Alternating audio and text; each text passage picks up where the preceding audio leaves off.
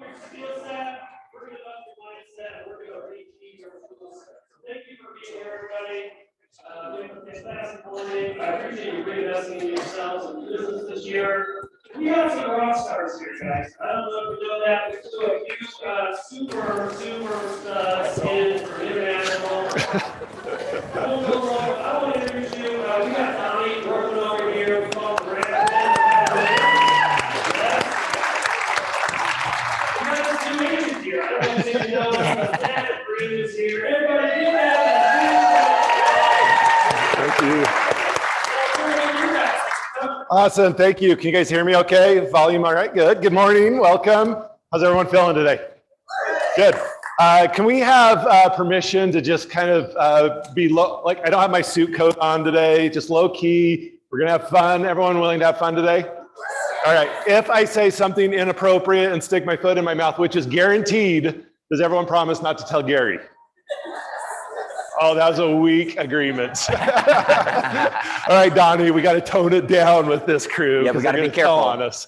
All right, well, thank you so much for being here. We're really excited about this content and to spend the day with you and talk a little bit about what's going on in the market and how to see you. So good to see so many of my friends here in Utah. If you will, I'd like for you to start out with. I'd like to start out with a little exercise, if you will, for me this morning. And so I want to find out who's in the room, and then we'll tell you a little more about ourselves. But I'd like to have you introduce yourselves a little bit to us. So if you would, and I know it's a little hard in this cramped space, stand up for me for just a minute. So if everyone will stand up and play along with me.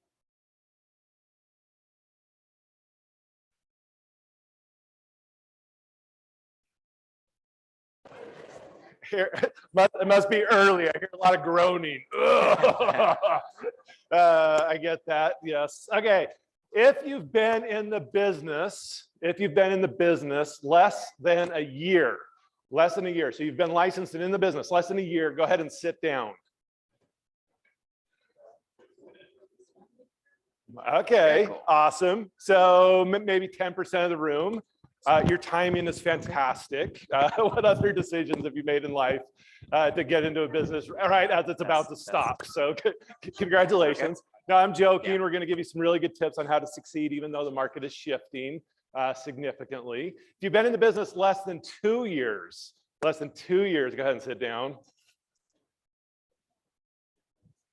All right, awesome. So does anyone know the success rates for real estate agents in the industry that succeed past 2 years?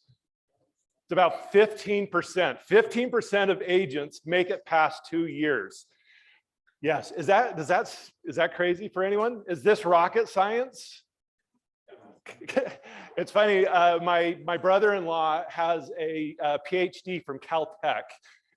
He's a mathematician, and you can imagine the conversations that I have with my parents about how my brother-in-law works for Goldman Sachs and is a PhD. And I'm like, I'm a real estate agent, but do you know how hard it is to succeed in real estate? It's like 15%. So like that's way more impressive than the PhD. Okay, if you've been in the business for less than 5 years, go ahead and sit down. Good. Yeah, so congratulations. All these people successful beyond the 15%. Less than 10 years, sit down. Okay, so I want you to look around the room for just a minute. The vast majority of the room is sitting down. About 80% of the room, 80 to 90% of the room sitting down now. So this is really indicative in the industry right now. If you think about what's happened in our industry and the economy, we've had the wind at our back for 10 years. 80% of the agents in the industry have never experienced a scenario where interest rates weren't fantastic and home prices were rising and the number of units were increasing. 80% of the agents have never experienced anything other than that. All right, so if you've been in the business more than 15 years, keep standing. All right, so this group has all navigated and survived, what did we call it? The Great Recession, right? And a massive shift. That's why we have You know, great hair, great hair. Yeah. You know, it's funny. 2 or 3 years ago, before I started working with Gary Keller, no gray hair. Today, I'm almost all gray. Okay. Yes, deduce yourself what that means. Okay, so this group has all navigated and successfully navigated and survived the Great Recession and understood how to navigate that. This is my second or third shift that I've navigated as a real estate agent. We're going to give you really practical tips today on how to navigate and not only survive a shift in market, but how to thrive in that market, how to take market share. The reality is the market share you pick up and the habits that you learn during this next couple of months and years will completely change the trajectory of your business. All right. Oh, I like that. Woo, yes. All right, just for fun, if you've been in the industry and the business more than 20 years, still stand. Woo! All right, let's give this guy, this group a hand. Wow.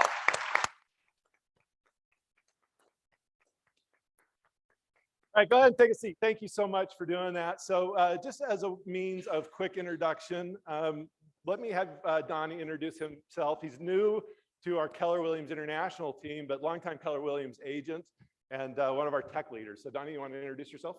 Absolutely. Thanks, Matt. And thank you all for participating and letting us get to know a little bit about you.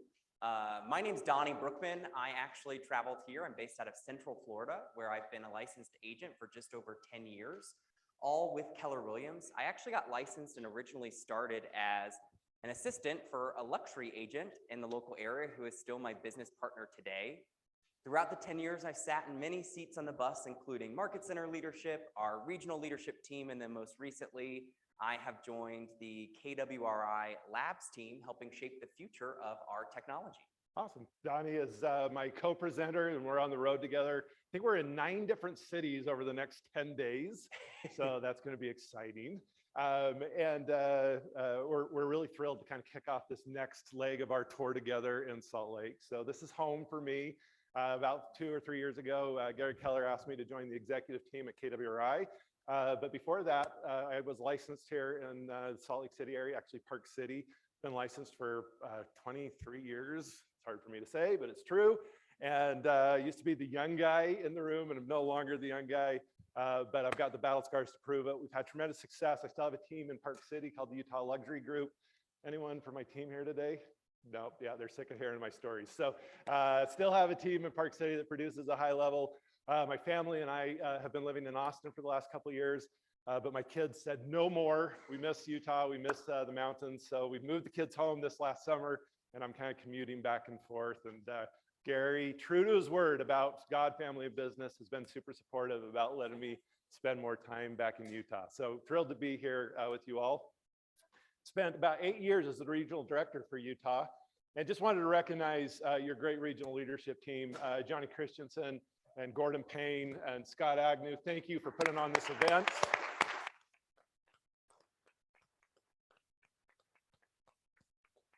It's so funny. I had a conversation with Scott when he asked me to step into the regional director role a number of years ago, and I said, I'll do it as long as I get to pick my own staff. And I'm telling you, I'm going to make a change with the regional operations manager. And he said, well, that's fine, but just give him a chance. And I said, of course, I'll give him a few months to kind of get me organized, and then I'm going to let him go and pick my own staff. And that's Gordon Payne. Of course, he's still here today. So clearly, I either didn't have the courage to fire him, or he was just so fantastic. I realized that it would be a foolish thing to do. And of course, it was the latter. Anyways, Gordon, thank you for all you do, and appreciate the contribution you make to our region.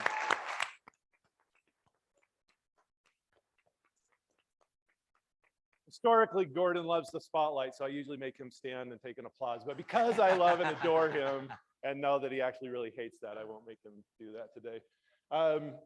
We also have a great sponsor in the room today that we're going to have speak a little bit at the end of the event today. With we have about 3 hours together. We're not going to take a break for bathroom breaks. So if you need to use the restroom, I feel like a flight attendant. I've been on. We have exits here and here.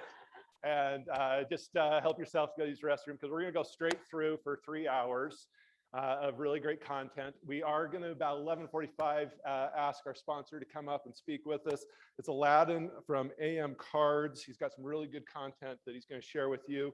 And then we're going to do ahas. We're also going to ask you to fill out a survey about what you learned today. So just a few minutes about your experience, and if we help share some ideas and tips and tricks and suggestions that will help you approach the industry and the market differently and better, we'd ask for you to just share your feedback.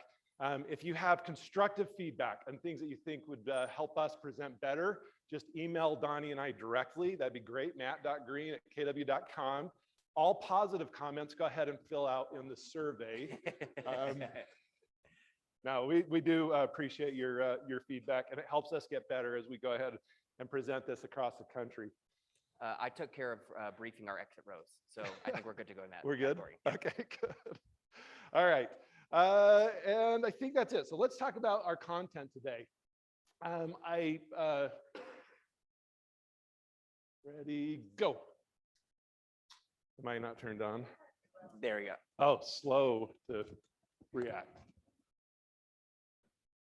Is yours working? Yep. Yeah, you go for it. All right, let's try that one.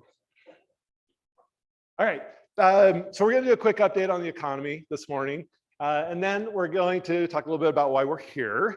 And then we're going to talk about kind of 3 different strategies around using technology. We're calling this Crack the Code to focus on some lead generation strategies. And then we're going to end the day talking about mortgage hacks. And this is some really powerful content to help you think about how to address the most pressing conversation that we're experiencing, which is the change in interest rates.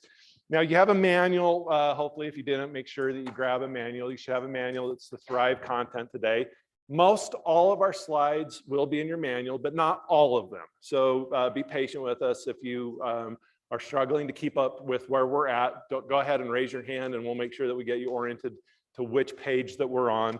But there is a number of instances in which we do not have slides or pages in your manual for some of the content that we'll cover today. But just know that you don't have a book that's missing content. It was intentional, but we'll walk you through some of that stuff. All right, so as I mentioned, the focus today is how do we really thrive in this market? What are the opportunities for us to focus on our activities? And what you're going to see is and I'm sure you've felt this, and I've got the numbers to share with you that are really staggering. The market has kind of taken a pause. Have you felt that? Is anyone, if you felt the pause in the market, raise your hand. Yes, okay, so you felt the pause. The key here though as agents is that we don't take that same pause. And what's interesting is we think about how we've had this wind at our back. All of a sudden as the market shifts, we're going to feel a headwind in the market. Now, what do I mean by that? Well, you're going to experience all of a sudden these really inflammatory articles that talk about how bad the industry is, right? And how prices are falling and all these things that the consumer is going to read and be influenced by. And we're going to have to be prepared to help them understand what that means and how to navigate that. So we're going to talk a lot about that today. One of the biggest mistakes that agents make is assuming that they can do what they've done in the past and get the same result. That's simply not going to be the case. We have to show up differently and take a different approach in this time. I shared with you how many of our agents have never experienced this shift. And so think about how when there's a lack of clarity on the things that we need to do, in many instances, busyness will be rewarded or busyness will feel right. With clarity, when we know the things that we need to do, we can start focusing on the activities that will generate the result, because in a shifted market, busyness isn't going to be enough. Does that make sense? So another way to think about this is showing up and being present in a market that is accelerating and is super busy is enough to have success. Today, that won't work. You're going to have a much more challenging time finding those people who are motivated. One of the principles in Shift that we talk a lot about and that is meaningful in the content that we're going to share with you today is finding and identifying the motivated. Over the last decade, there have been a lot of motivated buyers and sellers. Agreed? If you agree, say yes. Yes. Today, there's going to be far fewer. So we have to figure out ways and means to shift through a lot of different people in order to identify and find the motivated. I was thinking about the experiences that I had back in 2008 and 2009. And there was two kind of examples that I wanted to share with you that were really like impactful for me. Two different moments in my career that I just had this kind of like aha moment. One I wanted to share with you was Park City real estate market. So it was interesting. I had a mentor in that market who kind of pulled me aside in 2006 or so. And at that time I was about 30 years old. And he said, Matt, this doesn't last forever. Like, make sure you're putting money aside, like saving money. And that was one of the best pieces of advice I'd ever gotten. By 2008, the market started to feel different, started to shift. By 2009, 2010, we saw 19% of the units sold in the same time period just 2 years previously. So think about that. If we looked at the number of units sold in 2008 compared to the number of units sold in 2010 in the Park City market, we were selling 19% of the number of units, 19%. So I was talking with some of our tech leaders this last week, and one of my jobs at KWRI is to help our tech and leadership teams at KWRI understand what it's like to be a real estate agent, what it's like to be a franchise owner. And I was sharing with them the fact that across the country, about a good chunk of our country has experienced such a dramatic shift that when we compare the months of November, December, October even, the number of transactions that are happening in the country throughout the industry are almost 50% of what they were a year ago. Now, a lot of the headlines that you see talked about are around prices starting to slide. For the first time in a decade, we're seeing the average home sales price actually drop just a little bit month over month. Now it's still up dramatically year over year, but month over month, we're starting to see it slide just a little bit.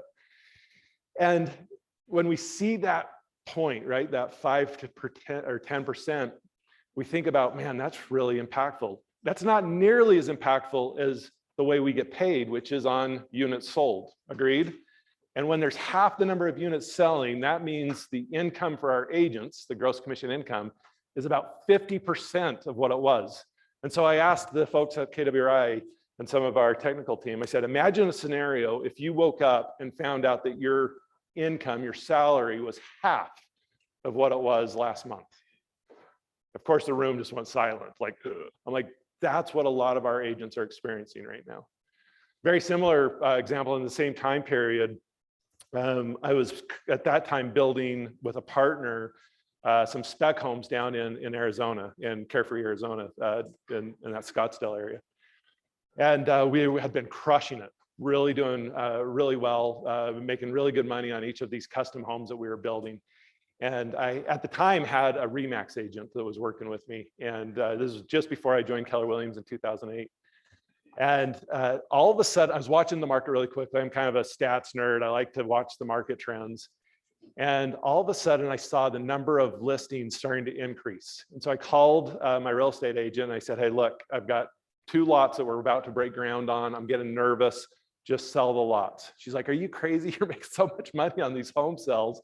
Like, don't worry about this. This is a little blip. Just keep going. And I said, no, I'm getting nervous. And when I looked at the data, the number of listings in the Phoenix Valley had gone from 5,000 listings, and in 6 months went from 5,000 listings to 20,000 listings in 6 months.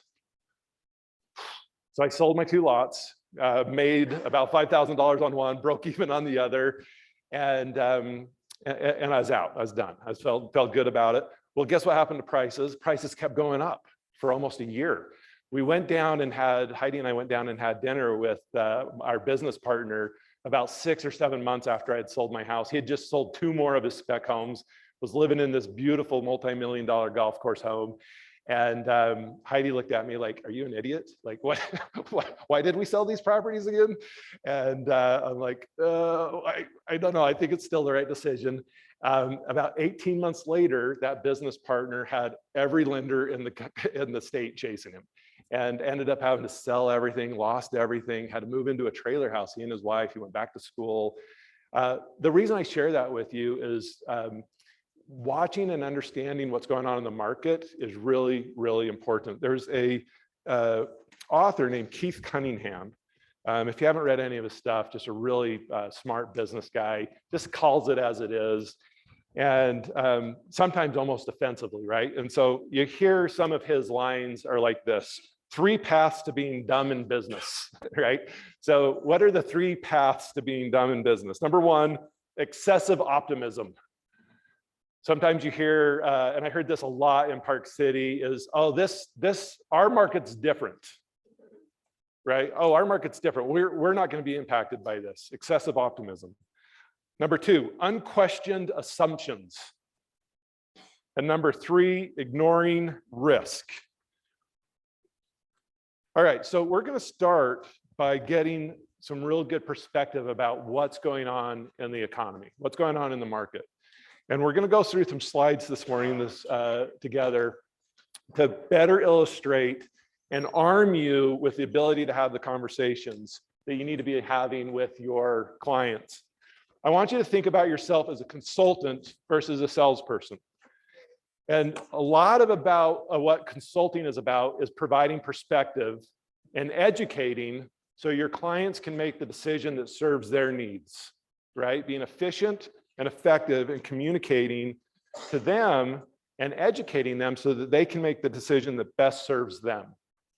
So become a consultant. So let's start with talking about home sales, annual home sales. So you can see the dotted line across the midway point. This is the average historical home sales. You can see it's right around that 4.95 million. And you can see over the last decade or so, we've been significantly above that, in particular in 2021 at 6.1 million.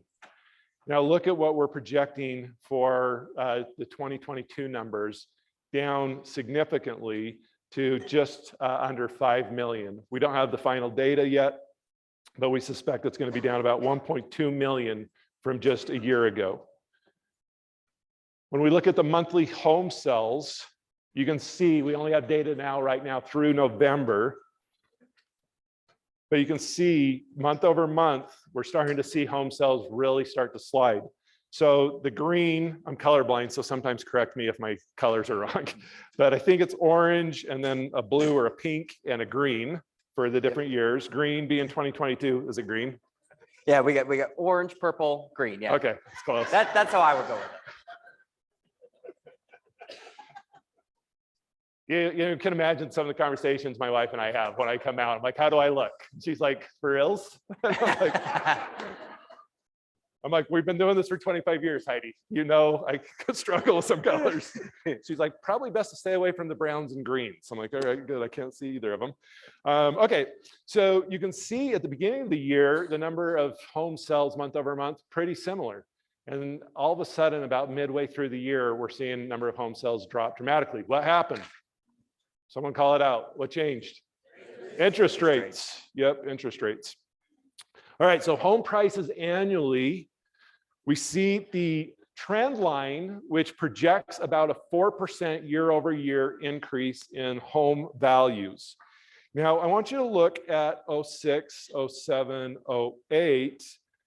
We started to see home prices slide. What's interesting is when you correlate that with the number of units sold, home prices kept going up, even though the number of homes sold started to go down first. So we usually see a leading indicator, which is number of units sold and listings increasing before prices start to retreat. We then spent the last decade with really considerable price increases, but we hadn't yet caught up with the trend line. So if you look at the trend line, year after year, we are still short of the trend line because of the significant pullback we saw after the Great Recession. In 2020, 2021, and then really in 2022, we shot well past that trend line. Now, what do we expect? We expect that ultimately home prices will retract back to that kind of standardized trend line over time, over the next handful of years. Does it make sense? All right, so let's look at home prices monthly. And you can see there's some element of seasonality to this when we look at home prices on a monthly basis. But if we kind of standardize it over time, you can see that in the last handful of months, we're seeing that retract more so than we have in the last decade or so. Of course, the yellow is a reflection of interest rates. And of course, this is the story that's really impacting the market right now, where we've seen historically, one of the fastest increases in interest rates that we've ever experienced in the United States. And this is, arguably a lot of people feel was postponed way too long. It was something that probably needed to happen back in 2020, 2021, but because of the pandemic and different, political efforts, people were really incentivized to try to keep interest rates low. That probably inflated the market in a way that's hurt us, and we're kind of paying for that now when we're seeing interest rates rise so dramatically, so quickly.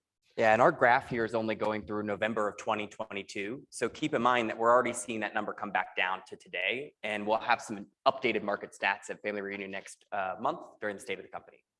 All right, so let's look at days on market monthly. Days on market, high or low right now? Crazy low still. So days on market. Now, this is interesting, right? Because it doesn't feel that way, and we're certainly seeing them increase. 30 days on market. Can you believe it? Now everybody that's been in the market or been as a real estate, Tony here is laughing because he's been a real estate agent more than 8 years. So for those of us that have been in the market, we thought that we would never see a market that had 30 days on market, right? We never thought we'd ever experience interest rates at 3% or lower. Like this seemed unrealistic to us ever. I remember when the interest rates dropped below 7%, and we thought, this is unbelievable. If you could get an interest rate under 7%, like it was magical. You were selling that all day long. Today, a 6% interest rate feels like terrible deal, right? So it's all relative. So we want to keep that perspective. Part of what we're supposed to do as someone that is consulting our folks is help them understand perspective. So when we look across this over a period of time, the number of days on market is still relatively low. Now we expect that to start to increase, and we're starting to experience that as well, slowly but surely. And certainly we expect to see that more so over the next several months. Okay, so let's look now at inventory. So inventory annually, again, if you look at the dotted line here, this is the balance 6 months. So when our inventory is above 6 months, we call that what kind of a market? Buyer's market. Why do we call it a buyer's market? Because the buyers have more leverage. When the market is such that the listings are staying on the market longer than 6 months, sellers are motivated. They're competing in a they're trying to sell in a very competitive market. And so they're going to be more vulnerable, right? More motivated to try to get a deal done. And buyers have more power. When we look at the market and have days on market that are less than 6 months, we call this a seller's market. A seller's market means the seller has the power and buyers are at kind of a disadvantage. Now, have we experienced that over the last several years? Yes, buyers have been in multiple offer situations. They've had to overpay for homes. All those things are great indicators of a seller's market. The seller is empowered. Has that dynamic shifted in the last few months? Absolutely, but we're not necessarily seeing that in the data yet, but we suspect we'll start to. But still, at 2022, 2.5 months of inventory is historically crazy low. All right, so based on a couple things, what do we expect prices to do in the coming months? We're going to talk about that here in just a minute. All right. It's really hard to have your slide deck like literally right above you. All right, so let's look at inventory monthly. You can start to see that shift. So again, the teal or greenish color chart here represents 2022. And you can see month over month, we're starting to see that increase. And then we look at mortgage rates. Now, we've got data from 1972 here to 2022. And historically, when we look at that 40, 50 year, that's 50 years, right? 50 years of data. Historically, the average mortgage rate is 7.81%. Now look at, 82, 16%. Could you imagine selling homes with the mortgage rate of 16%? But people were buying and selling homes at that time, even at 16%. Then we enter in this last 3 decades, and you see 7% is kind of the high. And because of that, we've, in some instances, said, okay, well, let's look at what this new average is. And when we look at the last 30 years, we still have an average rate of about 5.97%, well above what we've experienced over the last decade. So as an agent, I remember when we got down in the 5s and 4s, and what did every lender and every agent say? It's not going to last. Like, this is not going to last. Mortgage rates are going to go up. How long have we been telling people mortgage rates are going to be going up? Like a decade. And every time we tell them they're going to go up, what do? They've gone down further. All right. So being able, and this is some of the best experts in the country. Some of the leading real estate analysts have been saying the same thing. It's not just agents saying this. It's just not your local lender. Everybody in the industry has been saying, and all the economists in the industry say, this can't last. Interest rates are going to go up. And they've been saying that for 10 years. So how effective are we at timing the market? Not very effective, right? We're going to talk more about that. All right, so let's look at interest rates. We see them go down significantly or steadily over the last 5 to 7 years. And then all of a sudden in 2022, about May or June, we start to see the Fed step in and go, okay, we need to slow down the market. Why do we need to slow down the market? Inflation. Right, so inflation's an interesting thing. I just came back from a trip from Europe. My wife and I were celebrating our 25th anniversary, wedding anniversary. And yeah, thank you. Feels like it's getting serious. Feels like it's getting serious, yep. And it was actually our 27th wedding anniversary, but this was our 25th anniversary trip that we had to postpone due to COVID. And so 2 years later, we were celebrating our 25th anniversary. And it was interesting, as she's asked me, she's like, so why is inflation bad? It's interesting. Why is inflation bad? Well, certainly inflation impacts the cost of things, but if we're making more money and it's relative, like, why does that matter?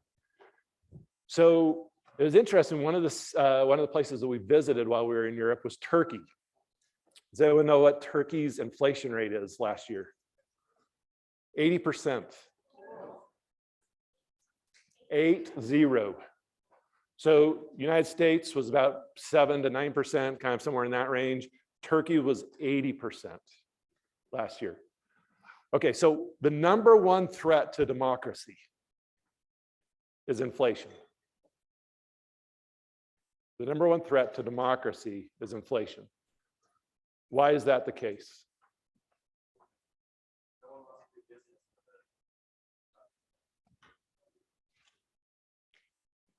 Okay.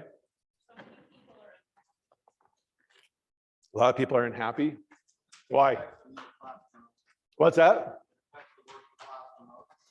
Did everyone hear that? Inflation has the greatest impact on the disparity. I'm going to make up words all day long. It's going to have the greatest impact on separating the upper class from the lower class. All right, so let me share this perspective with you differently. I've got kids that are ranging from 24 to 9th grade. So 4 kids, one that's 24, one that's 21, a senior in high school and a 9th grader. So we're having some interesting conversations right now because all of a sudden they're like reading a lot of things politically and they're starting to have their positions about, you know, whether they are more fiscally conservative or socially, you know, progressive or whatever. And we're having these interesting conversations from things that they're learning at school or online, et cetera. And, you know, one of the things that we see is more and more of the newer decades of folks choosing to rent over own.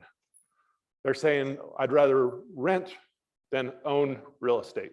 In fact, one of the spokespeople for one of our biggest competitors, EXP, what's the guy's name? Carl. I have to look it up. I'll think about his name, sorry. Anyways, he wrote the 10X book. Johnny, help me out here. Carl. Anyways, There we go. Grant Cardone. Grant Cardone. Grant Thank Cardone. you. Grant Cardone. I might. It was a Let's mixture go of with both. Carl. Grant Cardone. Grant Cardone, a spokesman for EXP, came out and said that owning a home is a terrible investment. This is a guy that represents a real estate company, and he said owning a home is a terrible investment.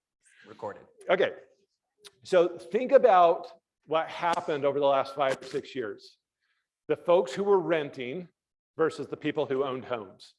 What happened to the net worth of the folks who were renting? 35 times less. Folks that owned real estate, how do they feel about their real estate investment? Really fantastic, right? All of our net worths went up dramatically. In fact, over the last 4 years, if you bought a home in Salt Lake City, it's increased almost 100% over the last 4 years. It's almost doubled in 4 years. That's almost 25% year over year appreciation. Okay, so if you owned real estate versus rented real estate, and that inflation caused the value of the real estate to go up dramatically, how are you feeling about our country, right? You're going to be pretty frustrated if you're in the bottom half of that group that doesn't own real estate. Now, can we time that? We just talked about mortgage rates and our ability to predict what mortgage rates were going to be. I was thinking about, I bought a number of investment properties in the Valley in Davis County about 10, 15 years ago. And for 5 or 7 years, it was just like, oh, these are such pains in the butt. Like they're barely breaking even. And I had one tenant that moved in and literally 2 days after they moved in, filed bankruptcy. I was like, that's fantastic, thank you. 7 months to get them out with 0 payments towards the mortgage. And so all these things where you're just like, oh, is it really worth it? Okay, turns out it's worth it. Those homes have all now more than doubled significantly, and I almost have no debt on them, and they do really, really well, right? But what if I hadn't invested in those? And all of a sudden, everything in the market's costing significantly more. So as I think about the impact that inflation has, and I say it's the greatest threat to democracy, this is where we start to see the separation of classes grow so dramatically that those who haven't experienced it say enough, and they cause riots and attacks on the Capitol and these kinds of things, right? So this is where inflation is very dangerous. And such, we're very motivated as a country to aggressively attack inflation. And that's what you're seeing the Fed do finally. And probably, again, they've delayed it too long, but they're getting really aggressive on attacking inflation because they need to see inflation come down. All right, so that's what mortgage rates are all about. You can see what they've done here in the last handful of months.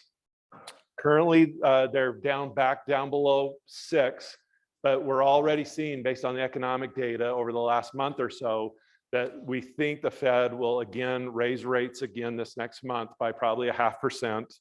And they will continue to do that until they get inflation back into a price range that they feel comfortable with. All right, so mortgage applications versus mortgage rates. This is a little bit of a nerdy graph, but this really tells a powerful story. And this is the 0 line is the month over month change. And you can see the green line, which is mortgage rates, and the yellow line is mortgage applications. And each time mortgage rates go up, what do we expect? Applications go down. And in the last handful of months, with mortgage rates jumping 3.83%, in fact, doubling what they were, mortgage rates have dropped off a cliff. Mortgage rates are down about 50%. Of course, if mortgage applications are down 50%, what do we expect as far as number of home buyers doing? Also, number of transactions going down. All right. One quick note on that slide just to share was that it only includes new home purchase applications. That doesn't include any refinancing applications that have happened over the last several years. All right, single family home starts. So this is interesting. And one of the things that really marks this time, and we don't have the data all the way back to 2008, 2009, But one of the things that's significantly different about today than what we experienced during the Great Recession, and one of the reasons why we're projecting that prices won't retreat like they did at that time, again, we don't know for sure, but our projection is that we don't expect home prices to drop like they did in 2009, 2010, 2011, is because the number of homes being built has not kept up with demand. When we look at 07, 06, 07, 08, home builders were building at a rate that was outpacing the number of needed home or households. Households being the number of people, the number of families looking for a home. So building was outpacing household need. At this time, we're actually still at a massive shortage of homes needed for the number of people that are looking for homes, households being fulfilled. So we're still experiencing that. Yes.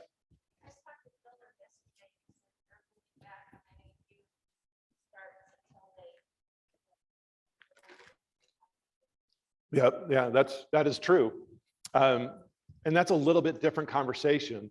So a lot of the home builders are into their costs such that even a small reduction in the price is going to make that so it's more difficult for them to make money. So for that reason, they're not building more homes, right? Which exacerbates our problem, which is not enough homes to fill the needs. In particular, in lower prices, right? Like lower home prices, it's really a challenging. So that, and then also because mortgage applications and the rigor around allowing people to get financing has been so much more stringent over the last handful of years versus 07 and 08, we don't have nearly the number of home owners who got mortgages that shouldn't have gotten them. And so for those two reasons, really, and there's no incentive for sellers to sell right now, right? One of the challenges that a seller has, and we'll talk about this in a minute, is if I sell my home and I've got to get financing to buy a new one, what's the position I'm putting myself in? I've more than doubled my interest rate probably, which is going to effectively allow me to buy a less expensive home or qualify for a less expensive home. So I'm going to be trading down to something not as nice as what I'm in. So sellers are really disincentivized to sell right now. So for a number of reasons, we think inventory is going to remain pretty low. Now, relative, if you look over the last year or two, it's going to be higher than what we've experienced. But as it relates to the number of homes needed or what we've experienced historically, we suspect inventory will remain fairly low. If inventory remains low and demand is still, sustained at some level, prices probably won't drop like we've experienced. And I'll share some more data with you back during the Great Recession. I'll share some more data with you here about that in just a minute. Okay, so this is the inflation data. You don't have a slide on this, so I apologize. Yeah, Tony. You said if demand stays about the same, and yet you said mortgage rate or applications are down 50%. So are you not saying demand has changed? Sorry, demand from the standpoint of number of households that are being unmet, unfulfilled, right? So there's still a huge number of households who would like to own a home if they could, if that makes sense. Okay, so this inflation data is actually really promising. So if you look at the last handful of months, we saw the inflation actually start to pull back. So we reached a high of about 9%. In December, we saw that come back down to about 6.5%. So over the last handful of months, we've seen inflation start to get back in line. What is the target for inflation? What does the Fed really ideally want to see inflation at? 2%. Yeah, kind of in that under 3%, but that 2 to 3% is the ideal range where they feel that's safe and incentivizes home ownership, right? We still want inflation because you want the assets that you invest in to go up over time. We just don't want them to go up too quickly, if that makes sense. So as you think about this, there's a quote from Daniel Pink that I like. He is an author, and he talks about the importance of really approaching the market as a consultant versus a salesperson. He says the most successful salespeople are the ones that inform people versus trying to sell them. And in this market, you're going to have to be really sensitive to this idea that the consumer is worried about and smells commission breath. You know what commission breath is, right? It's the belief that the consumer has that you're going to tell them whatever they need to hear in order for you to make a commission.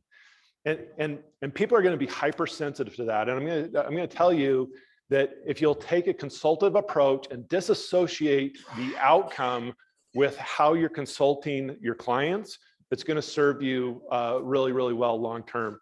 I remember very distinctively this client that I was showing homes to in Park City, and this was about 2007, 2008.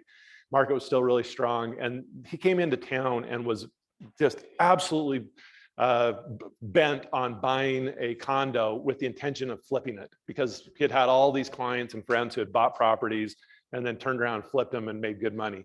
And he was wanting to spend about $2 million on a condo in Park City that he was intending to flip. And I had a really frank conversation with him. I said, listen, I just, in good faith, I can't tell you that that is a really great idea right now. Now, $2 million commission pays pretty darn good, right? It's $60,000. Would I like to have had $60,000? Yes. But my job is to consult him on what is going on in the economy. Now, at the end of the day, it was his decision. And he felt so strongly that it was the right time for him to do this, even though the number of listings were going up dramatically. And I was seeing all these kind of red flags that suggested the market was shifting. He ultimately chose not to work with me because he felt like I was too Debbie Downer, and went and worked with one of my colleagues and bought a condo for $2 million. It was interesting. A couple of years later, he reached back out to me. And he goes, man, I got to tell you, I have such huge respect for you and the fact that you weren't willing to just sell something to make a commission.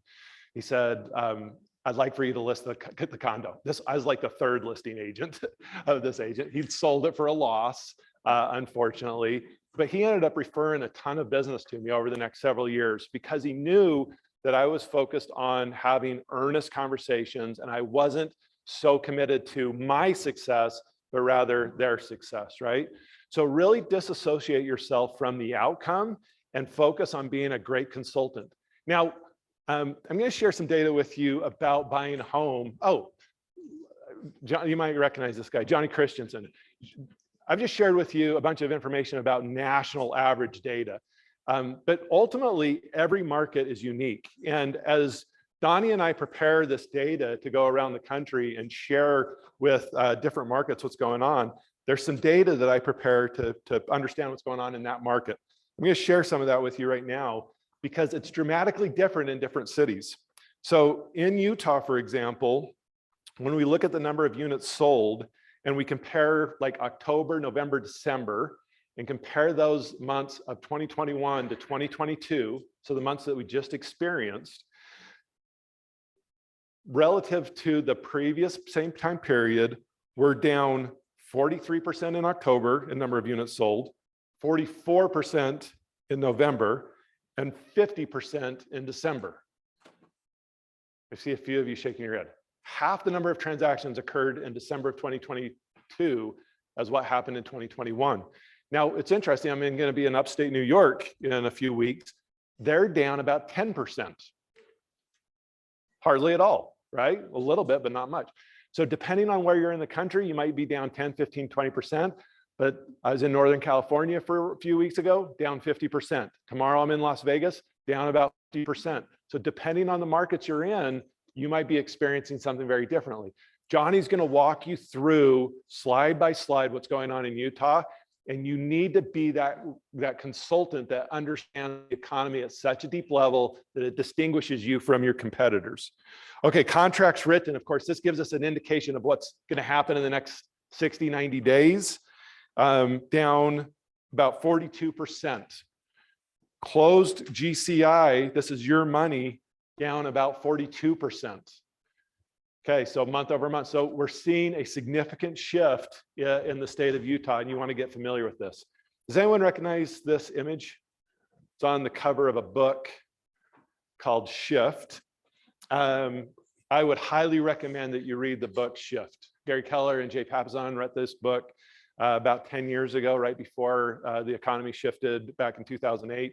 They interviewed a bunch of the top agents who had navigated shifted markets before, and it gives you really strong tactics on exactly what to do to navigate the shift. This would be a really good time to go read that book.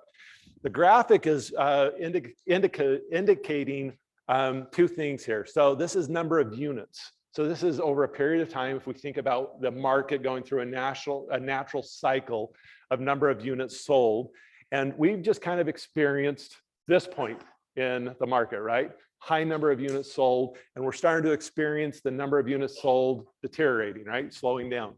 This graph is what? Number of agents.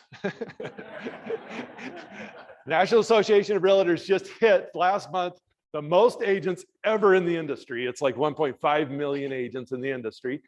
So if you're brand new licensed, others also had this idea to get in the industry as well. But what's interesting is number of agents in the industry also ebbs and flows based on the market. But what does it trail? The number of units sold. So here we are at the peak, but we won't experience the peak of the number of agents that got into the industry for another handful of months, well past the peak of the number of units. All right, well, why is that significant? So if we look at this slot right here, not only are we down 50% in the number of units sold, but we have more agents than we've ever had competing for a smaller pie. So yes, it's down 50%. It might feel like it's down 80% or 70% because you've got more agents competing for fewer transactions. Does that make sense? So it, in many instances, is more dramatic than even the 50% of the units that we're seeing extracted from the market. All right, so 3 major objections right now. And I'm going to share with you an article here in just a minute from Fortune magazine that came out on January 5th that's really interesting. You might want to write this down. It's a great article to read. It's called Something Big is Happening in the US Housing Market. Again, Fortune magazine, you can get it in Apple News. And they interviewed 27 of the leading research firms in real estate.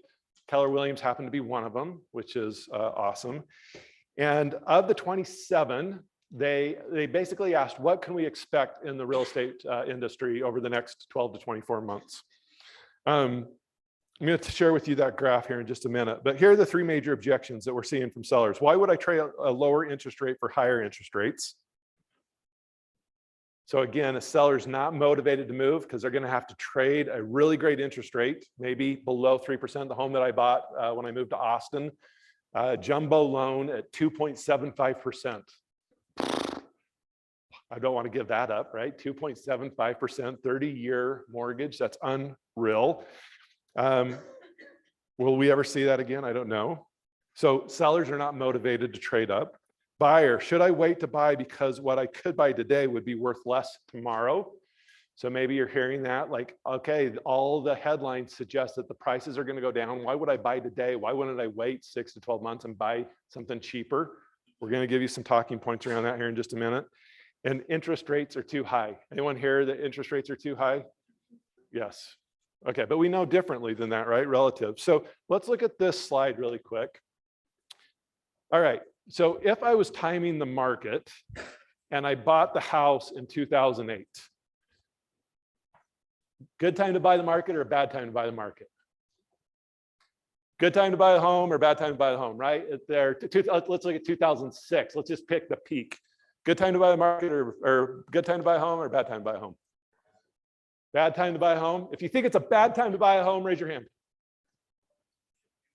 Chicken. If you think it's a good time to buy a home, raise your hand. Oh, good. All right, good. I like that. All right. Yeah, so if you bought the home in 2006 and had to sell it in 2010, prices went down about 20%. So not ideal, right? You lost 20% of your value. But if you held on to that home, was 2006 a good time to buy a home? Fantastic, right? So I shared with you the story about that buyer in Deer Valley. And one of the conversations that I had with him is I said, look, the reality is Mr. Buyer who wants to buy the $2 million condo and flip it in 6 months, I understand that, and please understand that I'm really discouraging you from buying right now, but it's because of your goals. The same conversation happened earlier with a different client who I said, today is a great time to buy, and I'd really encourage you to buy. But their intention was to hold the property for the next 10 years. And the reality is when we look at over any period of time of home ownership, if you hold the home for more than 7 or 8 years, you have done positively well every single time you've made money. So home ownership is fantastic, and it's almost without fail going to be a great investment as long as you're willing and able to hold a home for 7 to 8 years. Does that make sense? So you could have bought the home in 2008 and you did dramatically well. Now, this is from that Fortune magazine article that I just shared with you. And of the 27 people interviewed, 3 of them are predicting that home prices will actually modestly increase in 2023, modestly go up. The other, NAR is one of them. NAR is suggesting that we're going to see home prices go, they're always a little more positive than most others. The vast majority of them think that 2003, that we'll see home prices go down somewhere between 3 and 6%, and then maybe another 4% in 2024. So a total of about maybe 6 to 10% over the next 2 years, a retraction in prices. Now, if that's the case, and we look at the peak being a handful of months ago, a 10% retraction is still better than if you would have purchased the home in 2021. Did I get that right? Just 2 years ago, you're still doing better than if you would have bought the home in 2021, even with a 10% retraction. There's about 3 or 4 of them that believe that we're going to see as much as a 20% retraction in prices. That's the bottom line, the red line, the lower of the two. And still, we still outperform if you would have bought the home in the last 2 or 3 years, dramatically. All right, so what do you think the conversation we'll be having in 10 years from now if you bought a home at the peak, which by the way, I did. I bought a home in Austin, right at the very peak of the market at a great interest rate, which was one of the motivations for me to do it. How do you think I'll feel about that investment 10 years from now? I'm probably going to do okay, right? So our job as consultants is to help give that perspective. That was my favorite quote from the forecast that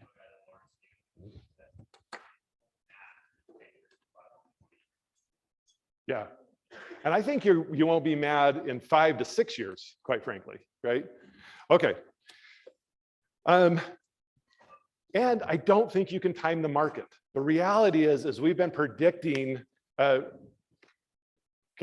again, like, are we in the cone of silence?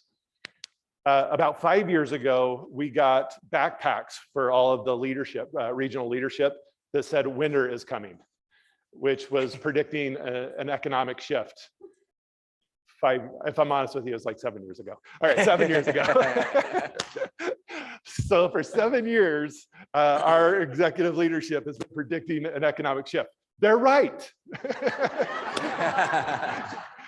So jokingly the other day, we were in a meeting and I texted one of my colleagues. I'm like, do we pull out the backpacks now? Even the most brilliant Gary Keller himself can't predict when the market's going to change. You're better off investing in the market and doing something that we call marrying the house and dating the rate. Marry the house, date the rate. This idea is, the reality is life goes on. We want to live our lives. We want to experience and have our kids have the experience of having the condo in Park City or the new home. And when interest rates finally retract, at some point they will, we have the opportunity to refinance. Now, how many of you have refinanced a property in the last 2 years?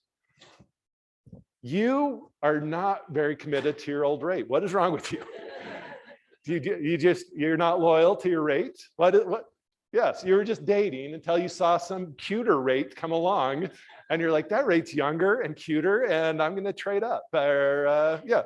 So marry the house and date the rate, right? Find the right house, live in it, experience it, and then you're going to trade into a better rate.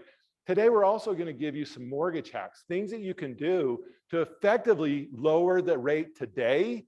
And this is going to be a compelling way to position marketing pieces to incentivize conversations with buyers and sellers today. All right, so a couple of things to think about, and write these notes on this page where you see the three major objections. Rates are likely to maybe never return to the 2% range in our life. When we look at the last 50 years of data, it's never been seen before, and we don't suspect that we'll maybe ever see it again in our lifetime. Again, the average interest rates right now over the last 3 decades is closer to 6%. So just kind of keep that perspective and know again that we can always trade down when interest rates get better, if they get better.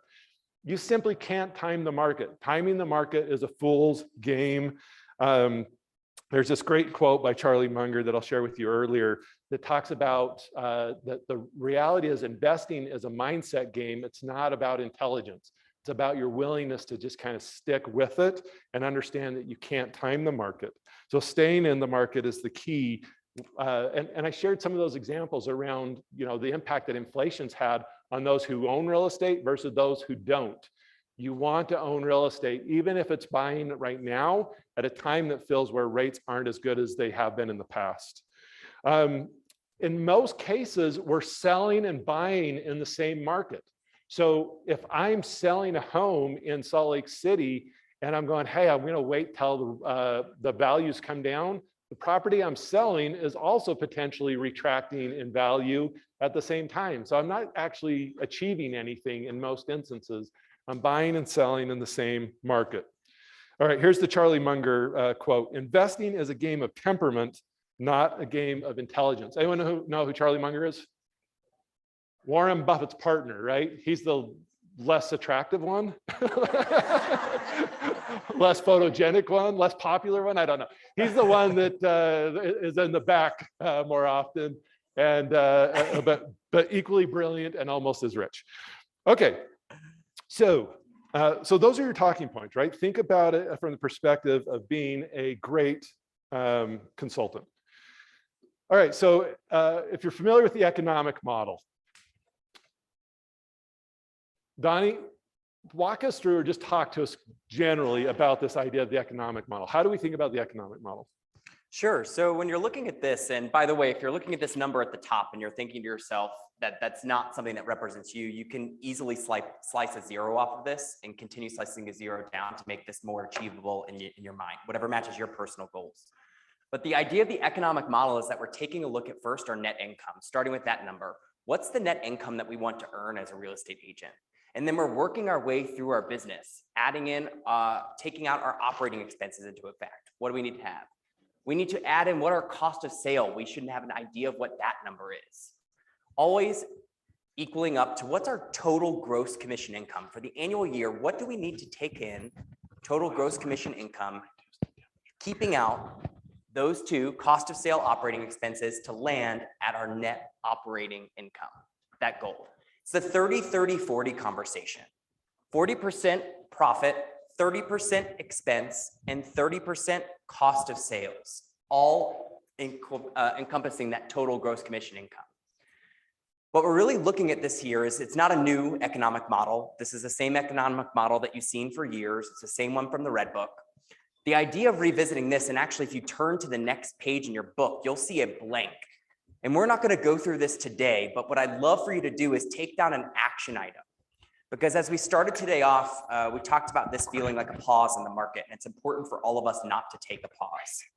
When really, you could also look at a shifting market as we're going from a certain level of certainty over the last several years. We know if we do these specific activities that this is the outcome that we're going to get. Well, now we're coming all the way over here into an area of uncertainty, which means we have to double down on some of those lead generation tactics. And the numbers that we calculated last year most likely will not work for us this year. So we have to revisit this and take a look at it through a different lens to identify and make sure that that North Star, that net income operating goal, doesn't change. So if we think about conversion rates, thanks, Donnie. So if we think about conversion rates, the conversion rates are going to shift. So one of the things that we say about a shift is the math changes in a shift. And when we talk about the math, what we mean is that the conversion rates are likely going to change in a shift, meaning the number of leads that you generate in order to get the GCI or the transactions that you want to accomplish is going to be much more dramatic in a shift. You're going to have to generate far more numbers of leads and work through and determine who's motivated than you have historically. So if you haven't attended recently the business planning clinic that the region teaches each quarter, and leadership that are in the room, right? This is a great time to circle back to that and revisit those conversion rates, because you're likely going to not have the conversion rate success that you've had in the last handful of years. Again, what does that mean is you've got to figure out a way, and we're going to really focus the rest of the day on this in many ways, is generating more leads, massive numbers of leads, and then having technology to help you sift through those leads in a way that allows you to determine who is most motivated and ready to work with you. Okay, so what have we covered so far? We've talked through the economy. We've talked a little bit about the objections that you're experiencing in the market. And we've talked a little bit about the MREA math.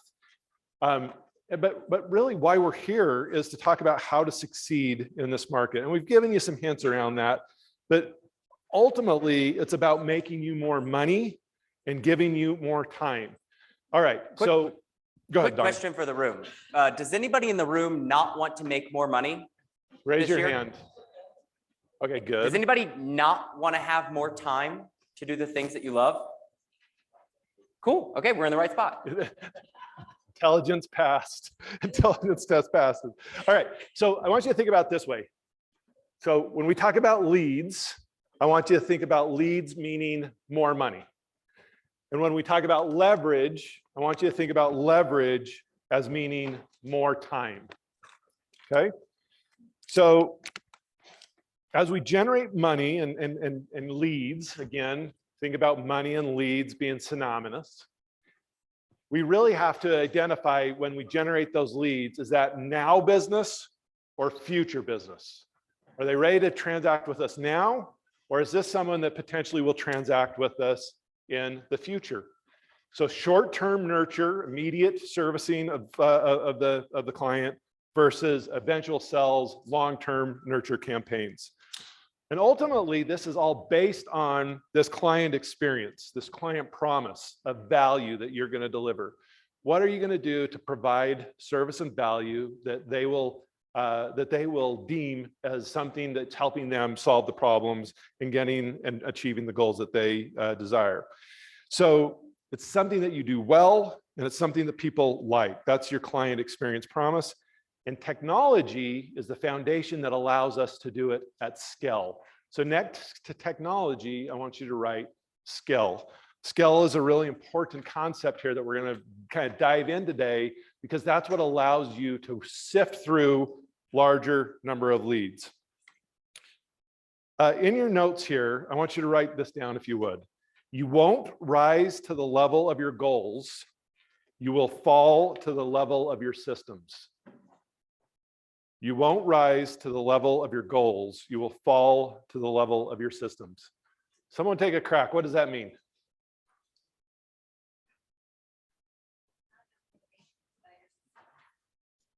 Say it out loud. Yeah, so at the end of the day, right, our ability to consistently get results over and over and over again is going to be subject to how effective our systems are at supporting what goals that we want to accomplish. All right, so as we think about that then, this idea of time and leverage and using technology to develop systems to support our efforts, there's really these two paths to technology: tools and people. And one of the biggest mistakes that we make in our industry and as agents is we think about people first versus our technology or our tools. So the analogy I want you to think about is imagine a scenario where I was going to create a company similar to Uber. And if I started that company and just went out and got drivers that had no technology to support it, I'm going to have a mess, right? I'm not going to be able to connect consumer with the driver, et cetera, et cetera. So I start with the technology, build the technology, and then I go find the driver. Same kind of applies as we think about our business. One of the biggest ahas I ever had in my career was when I first hired my first assistant. In fact, she still works with me today, an incredible woman named Crystal McKee in Park City. And she's a very successful agent today, does extremely well. But almost 20 years ago, I hired her on accident. That's another story. And a handful of months after hiring her, I had worked on building one of my systems, which was these thank you notes, a series of touches after I closed a transaction. And I was walking through a grocery store a handful of months after I'd sold a home to these folks. Now, if you know who I am, personality-wise, I'm a very low I, very high D, very low I. I'm not a very social person. So I've always had this kind of philosophy in my heart that says, you know, I've sold you the home. Now, please never talk to me again until you're ready to buy or sell a home again. That's almost true, but a lot true. Anyways, so I saw this really nice couple walking through the grocery store, and it was that moment where I was like, oh, did they see me? Like, oh, and I was hoping they didn't, and they did. And they're like, Matt, hey, and I'm like, hey. And they're like, that note you sent us was so nice. And I hadn't sent them a note. And I was like, oh, you're welcome. I was thinking about you. And and it turns out that Crystal had sent them a thank you note that I put in my system that said 3 months after the close of the home, send them this note to check in on them and make sure they're doing well, and call me if they have any problems, but otherwise don't call me. And so I had this note that I'd prepared, and she just copied it and wrote it and said, from Matt and all that kind of stuff, and sent it to them, and they got it. And all of a sudden I was like, I just got credit for something I didn't do. That is awesome. How do I do more of that? So I just went on this mission of going, how do I create systems and technology to support those systems that create these great customer experiences that don't require any of my time, but by which I get all the credit. That's what we're talking about, technology, right? And it leads to more business, obviously. So as we think about building tools and starting with our systems and then adding people later, right? That is the concept. So Donnie, what is the challenge of technology? Why do not more of our agents do this? Yeah, so the challenge with technology is that it can be intimidating. And sometimes the intimidation can come from the technology doesn't work. It doesn't work.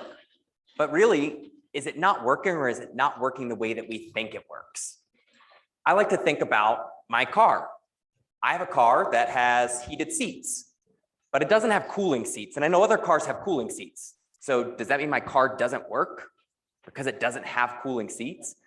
The idea around intimidating with technology comes really from the evolution of it and when we encounter it for the first time.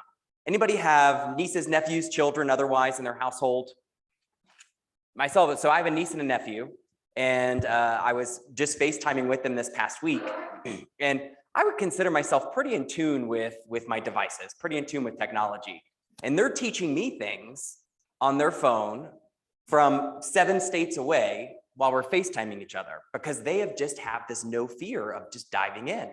They encountered technology much later in its evolution, so it becomes naturally easier to them. It's less intimidating for them to experience something new. Yeah, it really is where we interact with it for the first time. The reality is you all drove probably, I'm assuming, to this event. The technology around vehicles today is incomprehensible. It's unbelievable. Yet you got in and effectively got here, right? It wasn't intimidating. You figured it out. You do it without any issue, and you've got figured out. And really, the fact is that most of us engage with technology every single day. We identify the pieces that work for us, and we're really good at it. Now, embarrassingly enough, the washing machine scares me to death.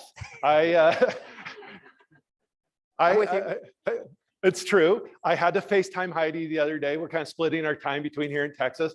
I had to FaceTime her. I'm like, okay, I'm washing some stuff. I need your help. And she's like, for reals? I'm like, for reals, don't judge me. And so, but there's consequences if you screw it up. Your clothes shrink, right? So I needed a few helping. It's true. Yet it's pretty simple to work. How many of you use a remote? How has that evolved over time, right? Most of us, many of us are using our phone now as our remote. How many of you know all of the buttons that your remote uses? Like, do you know how to use all of the functionality of your remote? I'll bet most of you know 10% of it, how to turn the volume up and how to change the channel, right? But that's all you need because it effectively works for you. Even though the technology does a million different things, you've identified the things that get you the results and you figure that out. I just got my niece a remote. She loves Harry Potter. It's a magic wand remote that she can point at the TV and make it do things. I need that. I need that. Payments, right? Payments have changed. MLSs. 20 years ago, we were still printing the MLS book. I got in a huge amount of trouble in Park City a number of years ago because I secretly built an email exchange server for us to all change flyers so I didn't have to print them out and take them to every office. Has anyone been around long enough where you'd print out, like the Coldwell Banker office needed 50 of them and the Berkshire Hathaway office needed 35, and I'd print out enough and I'd go to each office and then put them in their mailboxes. That makes me sound like I'm an eternity years old. But that was the case. And I was like, this is ridiculous. Let's build an email exchange service where we could just email each other our brochures. And I thought I'll do it incognito so all the agents won't think that I'm doing it just to serve myself and my partner at the time, Ann McQuaid. So we did it incognito. It turns out that they showed up with their attorneys and were not happy with us because they thought we were trying to take over the MLS. And so the broker came in and they're like, are you behind this? I'm like, maybe. How much trouble are we in? So anyways, just think about how that's evolved over the last handful of years. The database has evolved incredibly over the last handful of years. Now, how many of you have a database? You all do in your pocket, right? If you pulled out your phone right now today and looked at the number of contacts in your phone, you've got a database in your pocket. In fact, you have access to all the information in the world in your pocket. We were just in Europe, as I shared with you over this last week. How different is the experience in traveling the world today when you have access to all the information that you have versus just a handful of decades ago when you couldn't access that readily. I was in real time checking our tour guide. I'm like, yeah, that's not what Wikipedia says. Which I get from my kids all the time. They're like fact checking me. All right, so what comes first, the chicken or the egg? Did you sit down and read the manual for your car or did you just start driving it? How many people read the manual before you drove your car? How many people know where the manual is? So we've done that. Right, you just start using it just like you do with your remote. When you got your iPhone, how many read the manual for the iPhone? A and B, which is. Okay, so you just dive in and start learning it, right? You start Did, but it using didn't have and going. It this really section, is did that it? simple. No, And in many because, cases, we that wasn't overthink platted. CRMs and technology. We two get reasons. One intimidated is, by it because we're not comfortable with the it. And what we're going to declare encourage you rights to do today assigned through is think you about just getting can active. only be The reality is for the property to which. inactive and perfection Viola, never will outbeat. And so he couldn't I assign you believe anything enough. here. Perfect Right. inaction So will what never this outperform imperfect becomes action, is that, right? So you're better off this just getting busy and start phase, utilizing I'll some of use these the word things. It's allowed, okay is if you mess up. allowed You might shrink to a come shirt into Indian occasionally Hills Phase 3. or blend the whereas wrong what you colors took in the to the washing machine, but that's how was you're going to almost learn. required. And there's Right. very little consequence here. Okay. So just make peace So, with this idea um, that the technology has to become part so of the let me tool set another set that's of going to allow you to have the documents in your scale and toolbox, and you efficiency look at to that navigate space. through mass numbers of leads. All of our top agents, in fact, are utilizing I CRMs think the in such a development way agreement that we're going to share with you later today. is That what is so the compelling. city was Data's requiring them overwhelming. to If you have want to succeed in recorded this business, in order you've to get a got to lean final into the plat, technology conversation. And we're going to show you some really great stating assets to that support we you were on that willing journey. to All right, and so it's pretty extend simple. into Indian Hills Donnie, when Phase we think about 3B. this, right, let's start with just adding a contact to our CRM and help us understand just how simple this is. Absolutely. So thinking in that all of our phones is a database as is, what makes our phone different from a CRM is the additional tools lots that called help us Indian Hills systematically Phase 4? communicate with the individuals, the Or is there a contacts that we different put in Phase there. 4 out there? And as you all know here, Um, Command is a mobile CRM. We have because the then Command I app, think and it we was can Phase also 4. interact with Command on our Along with desktop. their- And we're going to follow the same story for the rest of the day here today. It's all about meeting they more people. just Just like recorded Matt said, our conversion rates are changing. We're moving into that uncertainty. month. So we need to meet and add more people to our database. And every single time that I meet someone and I add them to my database, I'm going to create a contact. And then I'm going to identify through conversation that that contact is either going to be a piece of immediate business or eventual business. Tell you what, Immediate business. Anybody working with a buyer who's planning on purchasing a home in the next 60 days or so? well, Anybody in this the is a room? preliminary. Would you take their So phone this was call not, more that's often when than we were times gonna not buy today? it. Exactly. Versus when somebody says, I'm going to buy in 2 years, you might treat that incoming phone call slightly different. You might be gauging it. The idea is whenever you're creating a contact, you're always determining, do they fall into the category of immediate business? I'm going to create an opportunity. It's why we named the applet our sales pipeline opportunities, and we create an opportunity to represent that transaction right on our sales pipeline. That's our immediate business. Our eventual business, we're going to make sure that we add that individual to a smart plan so that we can systematically follow up with them over time. Now, we brought a video here today, and it's one of those awkward moments where when I was creating this, I didn't quite think through what it was going to be like introducing myself on video while I was in the room with you. So let's just work through this awkwardness together. But I wanted to take a minute and 9 seconds to show you how easy it is in Command today to add a contact, add them to a smart plan, and create an opportunity. Here we are in Command. Start with the add contact button and all the information. I'll add the phone number.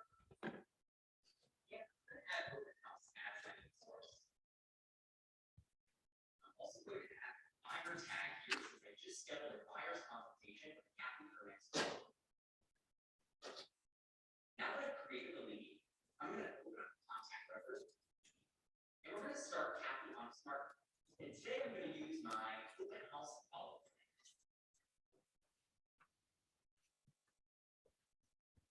Next, I'm going to create an opportunity to represent this transaction on my sales pipeline.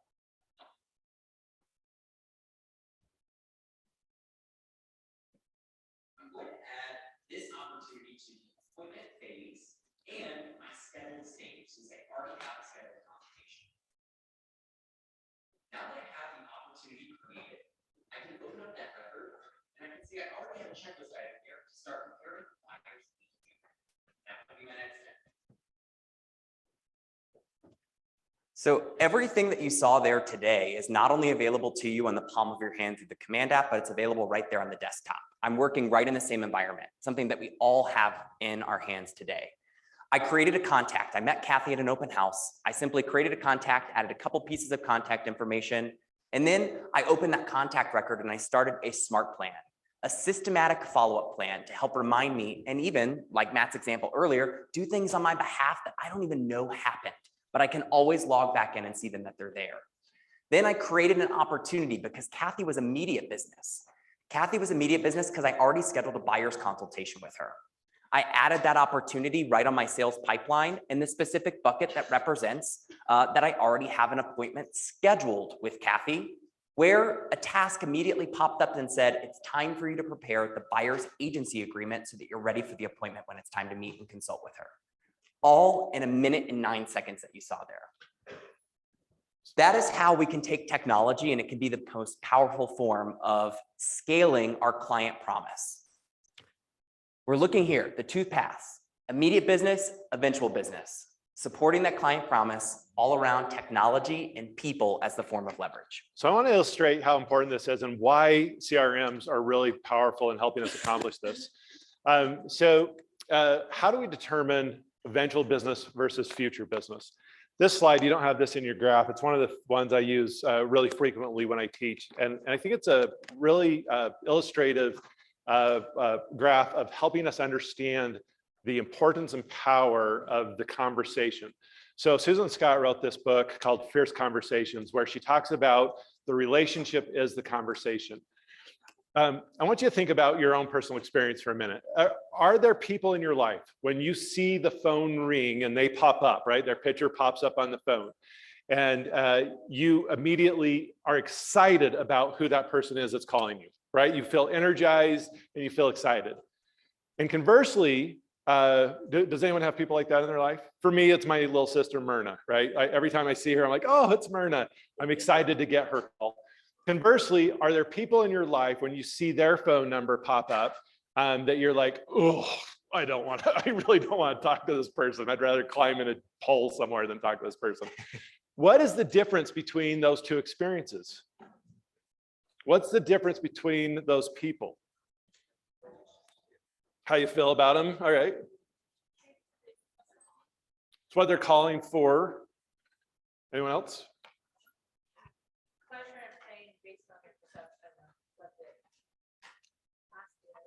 Yeah, it's really a transfer of value, right? So if you think about that, so when my sister calls, I'm energized and excited because she always is upbeat and she wants to talk about something that's fun and interesting, versus the person who calls me and wants something from me. Like, it's just like, oh, I owe them money again or something, I don't know, right? But it's some transfer of value that I perceive or experience. So when we look at this graph is the number of calls down the middle that an agent will make and the corresponding frequency of which a transaction occurs based on the number of conversations. So 81% of transactions, someone agreeing to do business with you, occurs at 5 or more conversations. Now, this makes sense inherently if you think about it, because people are getting ready to do business with someone they like and trust. And the only way we develop that relationship with them is through conversations where we deliver value, and through that exchange of value, they start to trust us and go, okay, I want to interact with that person. That's really challenging to do in a single phone call. So it's really through multiple exchanges of value that they are willing to do business with us. So if we just work our way through this, 18% of agents will do one follow-up call, which leads to about 2% of getting business. Does that make sense? And as we work our way down, 10% of agents are willing to go through the work to have 5 or more phone conversations or personal conversations that then lead to a relationship.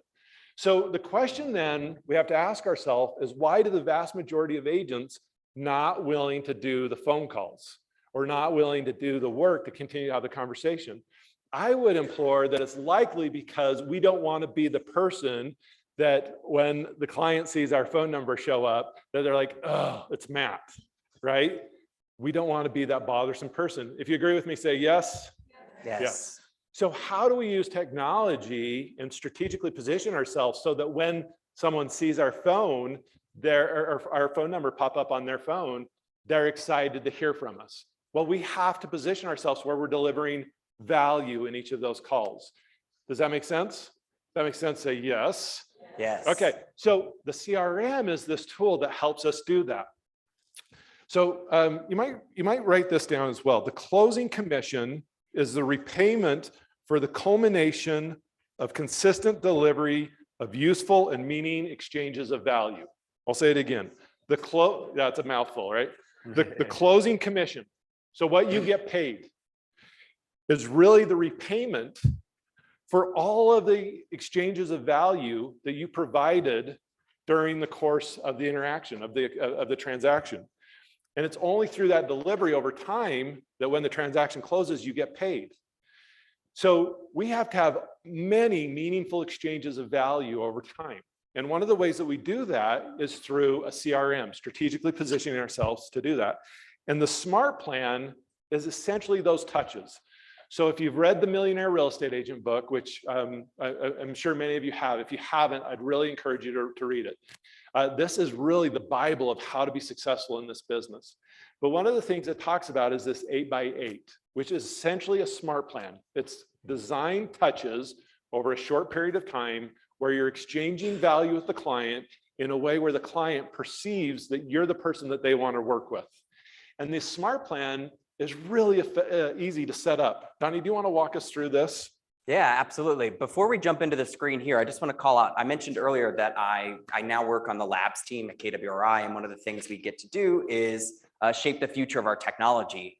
And one of the most exciting things that I get to do is interview and spend time with agents to learn how they engage with our technology in its current form to help shape some of its future form, which is what you're actually seeing on the screen here. So when you log into Command and you start to build a SMART plan today, it's not going to look exactly like this. However, this is going to be what we would consider our next iteration. we've taken feedback from all of our agents, leaders to help make this process feel more intuitive and easier to use. Our goal is to reduce that intimidating factor, the intimidating factor of helping you learn how to do this. And at the same time, I know that many of you in the room here today are probably not going to go build a custom smart plan. So I want to just put a little bit of at ease. Every smart plan that we talk today, the My Open House Smart Plan, the quarterly call plan, the monthly and the biweekly neighborhood nurture, they're already built for you, and you can trigger and start with just a couple clicks of a button, along with agents from around the country that have built custom plans that they're finding success with and publish them in a public library so that you can download them and leverage them on your own. And if you do choose to build one of these smart plans, I think that this screen helps illustrate what a smart plan is, the systematic touch points, the 8x8. Everybody familiar with what we've talked to, the 36 touch? Well, secret, I'm a numbers person, so I can get pretty nerdy when it comes to numbers, but a 36 touch, I've learned over the last couple of years, doesn't mean a 36 touches. I was working with a team a couple weeks ago, and their 36 touch is a 98 touch program. There's actually 98 individual times that they're reaching out to their customers throughout that annual year. And it's a series of smart plans that they have added to each contact to help add up to that total number. So what you're seeing on the screen here in the top left-hand corner is a plan that is being built called My Nurture Plan. And just underneath that My Nurture Plan, you're seeing all of the available steps that we have. On the right-hand side, it's giving us what are the details. We're seeing that the smart plan is called the My Nurture. We're going to be using the time of day, which is going to be a new feature. Right now, we don't have this, but we're going to be able to actually schedule the time of day for specific steps in a smart plan. What's the total duration of this plan? It's 29 days. It has 2 steps total, but we're in the process of building it. And it has 1 touch, because not every step to a smart plan would be a touch. I could have a task that is more administrative for me. Update the contact record and add their most recent address.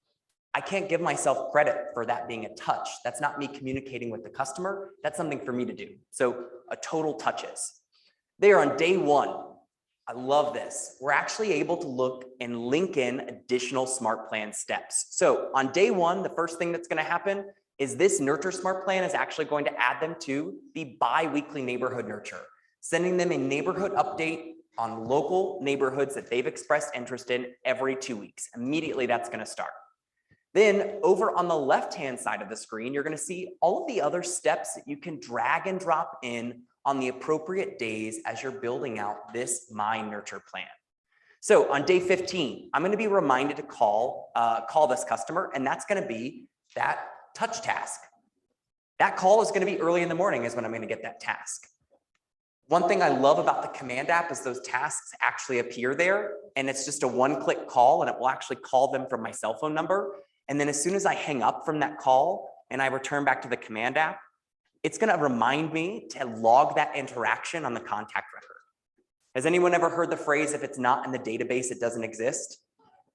Yeah, absolutely. We want to make sure that all of the interactions we have, the insights we're learning and through those conversations, we're adding to that contact timeline. Then on the left-hand side, we're able to add in. So I'm swiping, I'm adding in an email into day 29. So day 1, they're adding to a smart plan. Day 15, we're making a call. And then by day 29, we're going to have an email, which now over on the right-hand side, we're able to customize and bring in information about that unique contact record. If I was adding Matt to this smart plan, the email body text there would say, "Hi, Matt. Just wanted to see the neighborhood information you've been sending," that paragraph, and then it would sign it off. "Thanks, Donnie," with Keller Williams, and put my name in there automatically. That's the scale behind technology, to where I can take the same plan and not have to customize it for each contact. It's going to customize itself based on that unique recipient, whether it's Matt, whether it's Johnny, whether it's Kimber. It's going to replace that contact first name with that recipient's name. So 2 decades ago, when we were building these, I had to have Crystal get reminded to send some thank you note, 90 days after the closing. Today, the technology simply does it for me. It drags the name of the client into the email exactly like I want it to show up. The email's already written and it sends out the message. I can also have it send something in print if I want as well, and it's all automated. Crystal had to find a new job. But that's how powerful this is. And we start to see those things compound on them as we build these out and be really purposeful about it.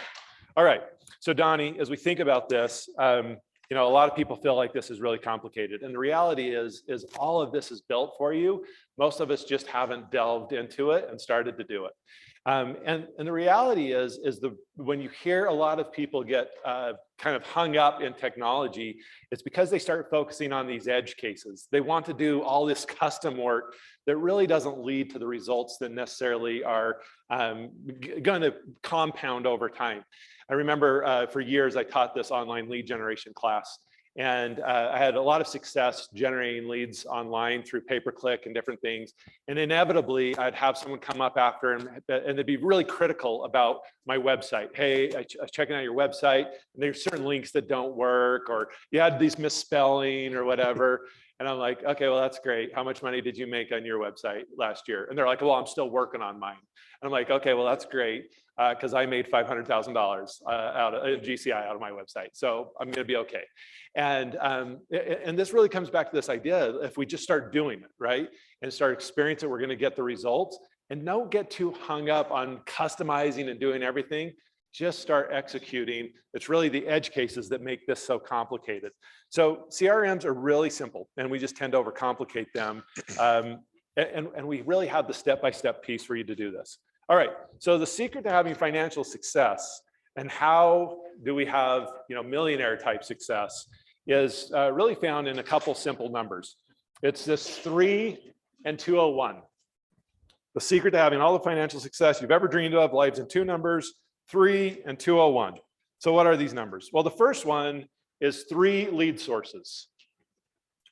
One of the mistakes that we see agents do all the time is try to do way too many things, have way too many lead sources versus identifying 2 or 3 and going deep on them, creating the systems and the technology to support those systems to go really deep on those strategies.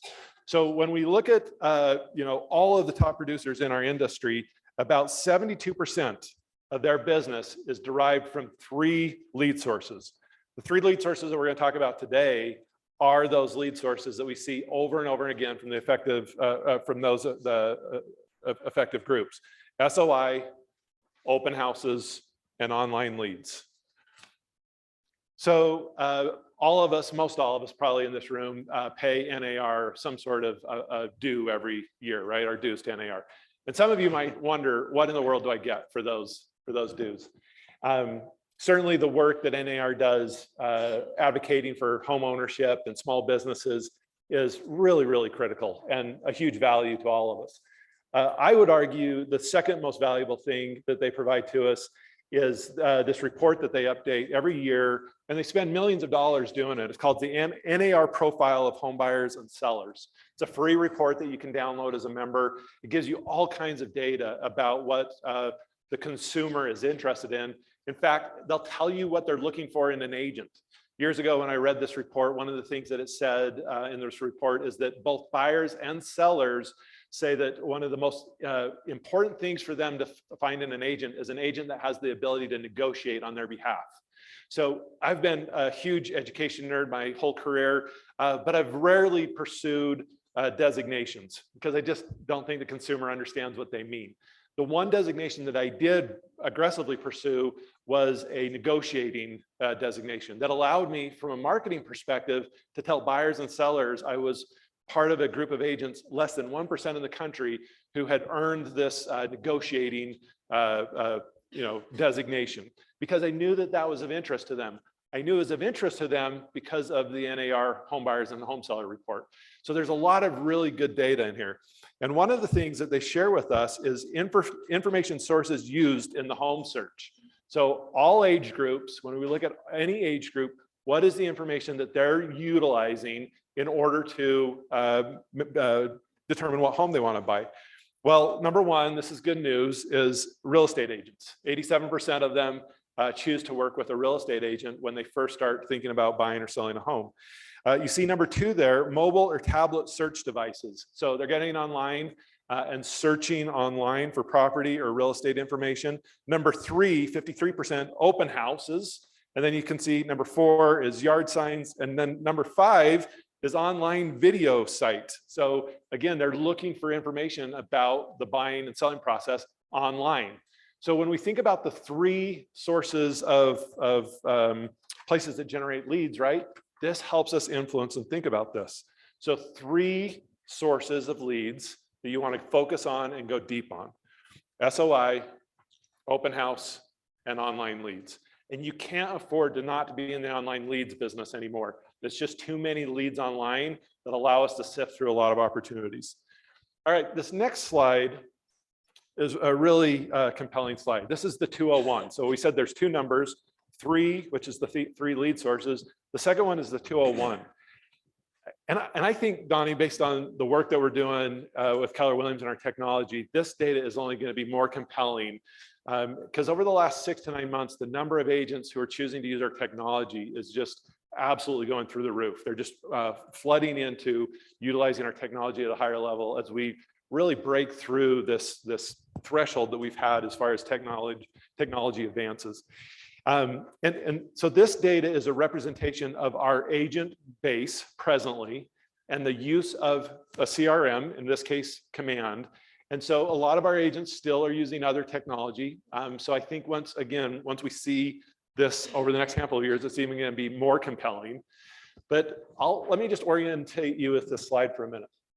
So this is the number of contacts our agents have in their Command database, in their CRM database. And you can see that we have on the left-hand side, the number of agents, and across the bottom axis is the number of contacts in Command. So we have about 33,289 agents who have 0 contacts in their CRM. That group, now some of them might be using a different CRM, but we know how much GCI that group makes for sure, regardless of whether they're using a different CRM or not. That group made $14,000 in gross commission income last year, on average. Now, for agents that have 1 to 10 contacts in Command in their CRM, we have about 44,000 agents that have 1 to 10 contacts in our Command. They made $23,000 last year on average. Let's jump over a little bit further to the 201 to 1,000. If you have more than 201 contacts in Command, you all of a sudden see the income hockey stick, right? You see a significant increase. A group of agents who has more than 201 contacts in Command made $120,000 on average. And you can see the number of agents that have successive more contacts in Command. So what's our aha? Once you have 201 contacts in Command and set those contacts up on a smart plan where you're touching them consistently, your income on average is $120,000. So question is, how many of you have 201 or more contacts in Command and are connected to them? It's really this simple. And one of the questions that we often get asked is, well, what if I don't have 200 contacts in Command? I don't know how to add those. Well, I'll bet most of you, if you opened your phone right now and looked at the number of contacts you have in your phone, you probably already have more than 200 people in your phone.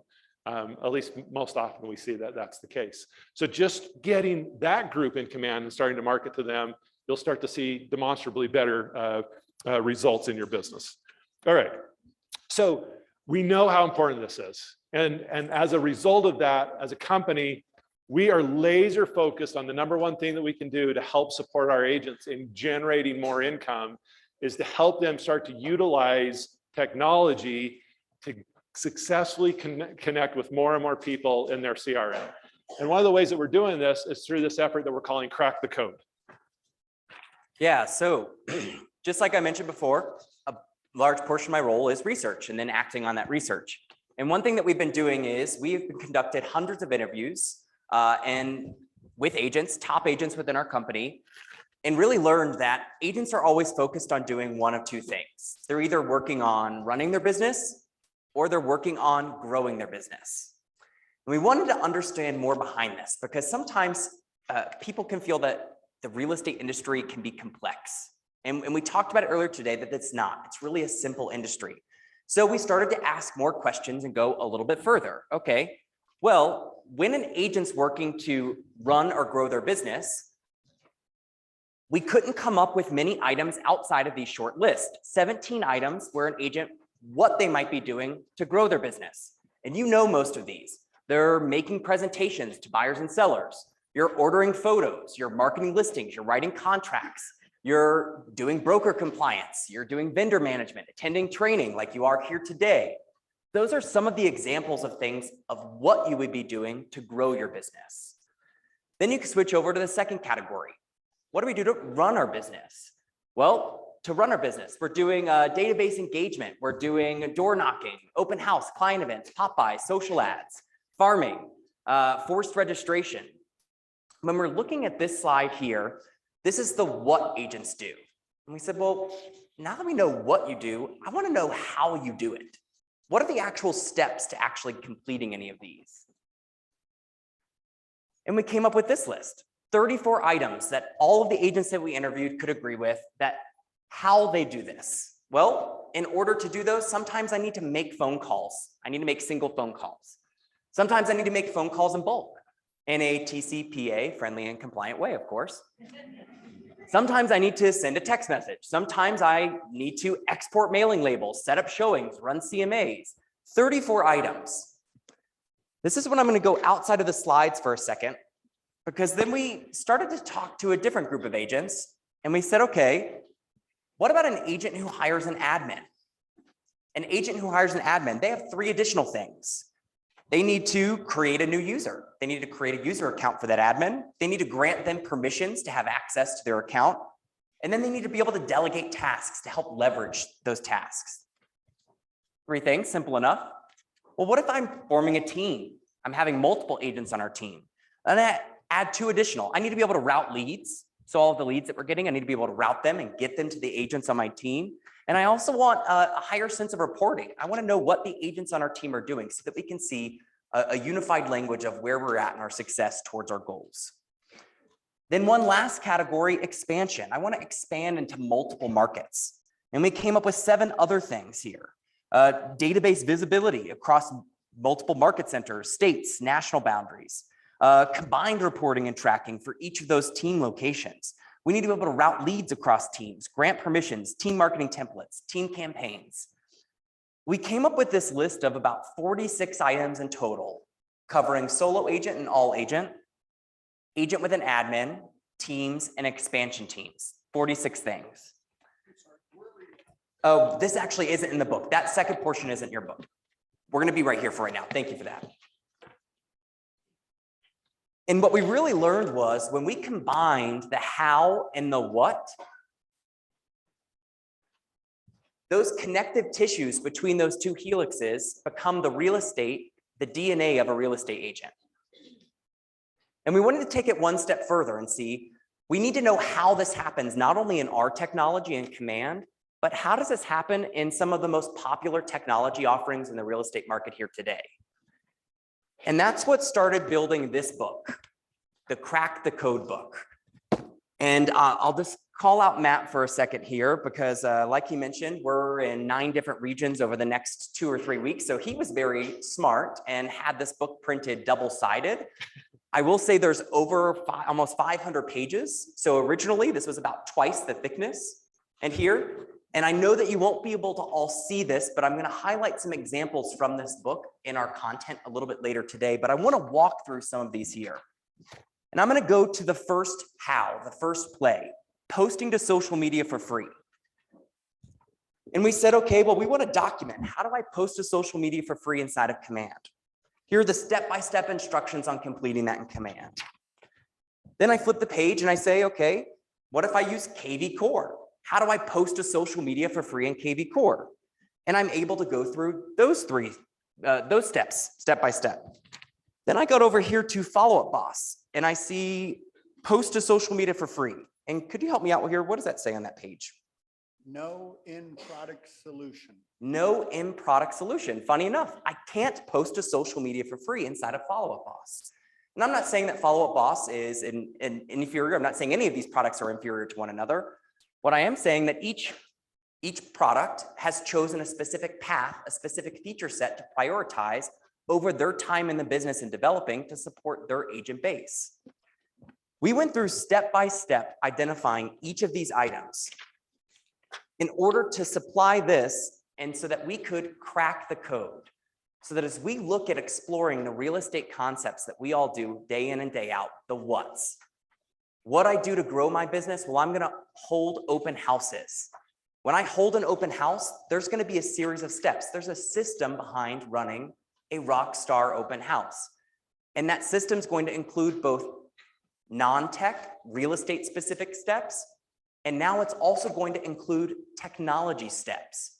And what we've done is we've documented all of the technology steps. So as we start to produce these playbooks, which we're going to be going through one here together today, we're giving you the code with all of the tech plays, with those step-by-step instructions, so that as you're flipping through and you get to that tech step, you know exactly what to do next. So one of the things I love about this, and really I want to take us back to this slide that I shared with you about the number of contacts that we need to make in order for us to get business, right? And overwhelmingly, agents tend to not do enough contacts in order to get the results that they want. And so if we think about the reason why, it's because we don't want to be that person who's the taker. And when our conversation is such that on call 2 or call 3, it sounds like, hey, Donnie, it's Matt again. Just checking in. Are you ready to buy or sell real estate now? Right? If that's our script, how excited is Donnie going to be when I call on call 4? Hey, Donnie, it's Matt again. Just checking in. Are you ready to buy or sell now? He's going to be discouraged about that. So as an agent, how do I generate mass number of leads and effectively allow me to make calls that are meaningful? So one of the strategies I want you to think about, coupled with smart plans, is coupling MOFRs, make offer for immediate response. We call it a MOFR, make offer for immediate response. It's some offer of value that's going to make that consumer kind of stop and go, I need to know more about that. Like, tell me more about that. And a lot of the strategy around a MOFR is how we frame an offer. So the example that I like to use a lot is early in my career, I had the opportunity to sit open house at a project up in Deer Valley, it's Deer Crest community. And I was sitting, I was on a rotation with 5 other agents, really top producing agents that were far more superior than I were in the industry a long time. And I had the opportunity to sit in with them on this open house rotation. Very fortunate early in my career to have that opportunity. And people would walk into this little sales gallery and we would try to engage with them to talk to them about selling real estate. And after a handful of months, I was having really good success in getting people to register for additional information. And so it was assumed that I might have the better slots in the rotation, and we were going to mix it up because I was getting way more registrations than anyone else. So that seemed fair, I guess. And so they moved our registration or our slots up, and I still continued to get a lot of registrations. So finally the group was like, okay, so Matt, what are you doing to get registrations? And it kind of evolved over time, but to start out with, I would literally have someone walk in and I would give them this little clipboard that I had created with a registration form. And I'd say, hey, let me get you some more information. And I'd go back into this closet. And what are people accustomed to doing when they are handed a registration form? They fill out their information, right? We've all been taught to do that when we go to doctor's offices, et cetera, et cetera. And so I was getting a lot of registrations because I'd go stand in the closet and I'd just wait in there until I thought they had filled it out. But what turned out is frequently I was getting, what kind of information do you think on the card? Bogus information, right? It was a bad email address or a bad phone number or whatever. And so I realized that although that strategy was more effective than not doing it, I could raise my game at a higher level and I could frame an offer that would make the consumer go, hey, I need that. I want that information. Now, at the time, I was sharing a market report. So over time, I started to evolve to offer a market report. And now most of us have market reports, most of us have access to market reports, but the way we frame the offer is critical because I can do it in one of 2 ways. I can say, hey, I've got this market report. I think you might find it interesting. Can I send it to you? And they might see value in that or not. Or I can slow down and say, Mr. Buyer and Mrs. Buyer, you know, my team and I have been selling real estate here in Deer Valley for the last 25 years. We have sold more real estate in this community than just about any other team. And the #1 piece of information that my clients have told me over and over again is that the information I provide them is in my market report. This is a market report that we customize every single month by hand, and it will give you really good information on that, what's going on in the market, whether prices are going up or going down, is inventory increasing, et cetera, kind of giving you the fast version of this. But I would frame it in a way where they were like, I want that. Because one of the things I'd say, I'm assuming that it's important to you to make a good financial decision. Of course, that's a yes. No one answers no to that. Yes, of course it is. Again, my clients have repeatedly told me that this is the #1 piece of information that I provide them to give them the confidence that they're making the right decision. Is that something that you'd be interested in, right? So I've framed the offer in a way that they go, yeah, I need that. Now, what would happen frequently is they'd say, actually, can I give you my business email address on that registration form? And they'd ask for it back, and they'd scribble out the fake email address, and they'd write in the real email address, right? So I'm making an offer that they want to respond to. Now, that gives me the ability and the right to send them something of value and then do what? Follow up with them, right? So if I think about linking my smart plans together, touch #1, I have a MOFR, which is a market report that I'm going to send to them. Touch #2 is a follow-up call. And it's going to trigger me on the time that's appropriate for me to say, call this client, this prospective client. You sent them a market report a week ago. It's time to call them. And here's the script. This is what you're going to say. Now, what's critical for me to set myself apart from not getting in a rhythm of keeping asking Donnie, are you ready to buy or sell now, is to have in my pocket some other offer of value. Does that make sense? So I'm going to call him up and I'm going to go, Donnie, hey, I just wanted to follow up. I know the report I sent to you was super nerdy. I'm sorry. You can probably have some questions about the market report I sent you, but I just wanted to check in and see if you had any ahas or thoughts after you've had a chance to review the market report. And of course, we'd have some dialogue. My goal, of course, is to meet with him. So I'd invite him to say, would you like to set up an appointment so we can talk more about what your goals are around real estate? If they say no, I'm okay with that, but I got to have another offer. So in my smart plan, I'm going to have a trigger that says, all right, now it's time for offer #2. Well, what's offer #2? It can be all kinds of things, but what you want to do is stack the offers. So for example, let's say this is a potential seller lead. One of the things I would say, and I always liked this bridge in my scripts. So I always need a bridge into what my next offer is. And I'd say, oh, by the way, which is kind of my bridge into a new conversation. Oh, by the way, Donnie, you'd mentioned that you need to sell your home before you're going to be buying something. Again, I've mentioned and shared with you that my team has successfully sold probably more homes in this area than just about any one. And regardless of whether you choose to work with me or not, one of the things that I've provided to my clients that they've said is really valuable to them is this short little white paper that I've written, which is the 7 mistakes most home sellers make that are costing them thousands of dollars in the Park City market. And what we found is if you'll avoid these 7 mistakes, regardless of whether you work with me, choose to sell it on your own, regardless, if you read this white paper, I think you'll learn some really good ideas on how to make sure you maximize the sell price of your home. I'm assuming that's important to you. Is that correct? Of course, yes, they want to maximize their home sale. Would it be okay if I sent you that report? That'd be fantastic. How did I generate my white paper? I Googled mistakes that home sellers make that's costing them lots of money.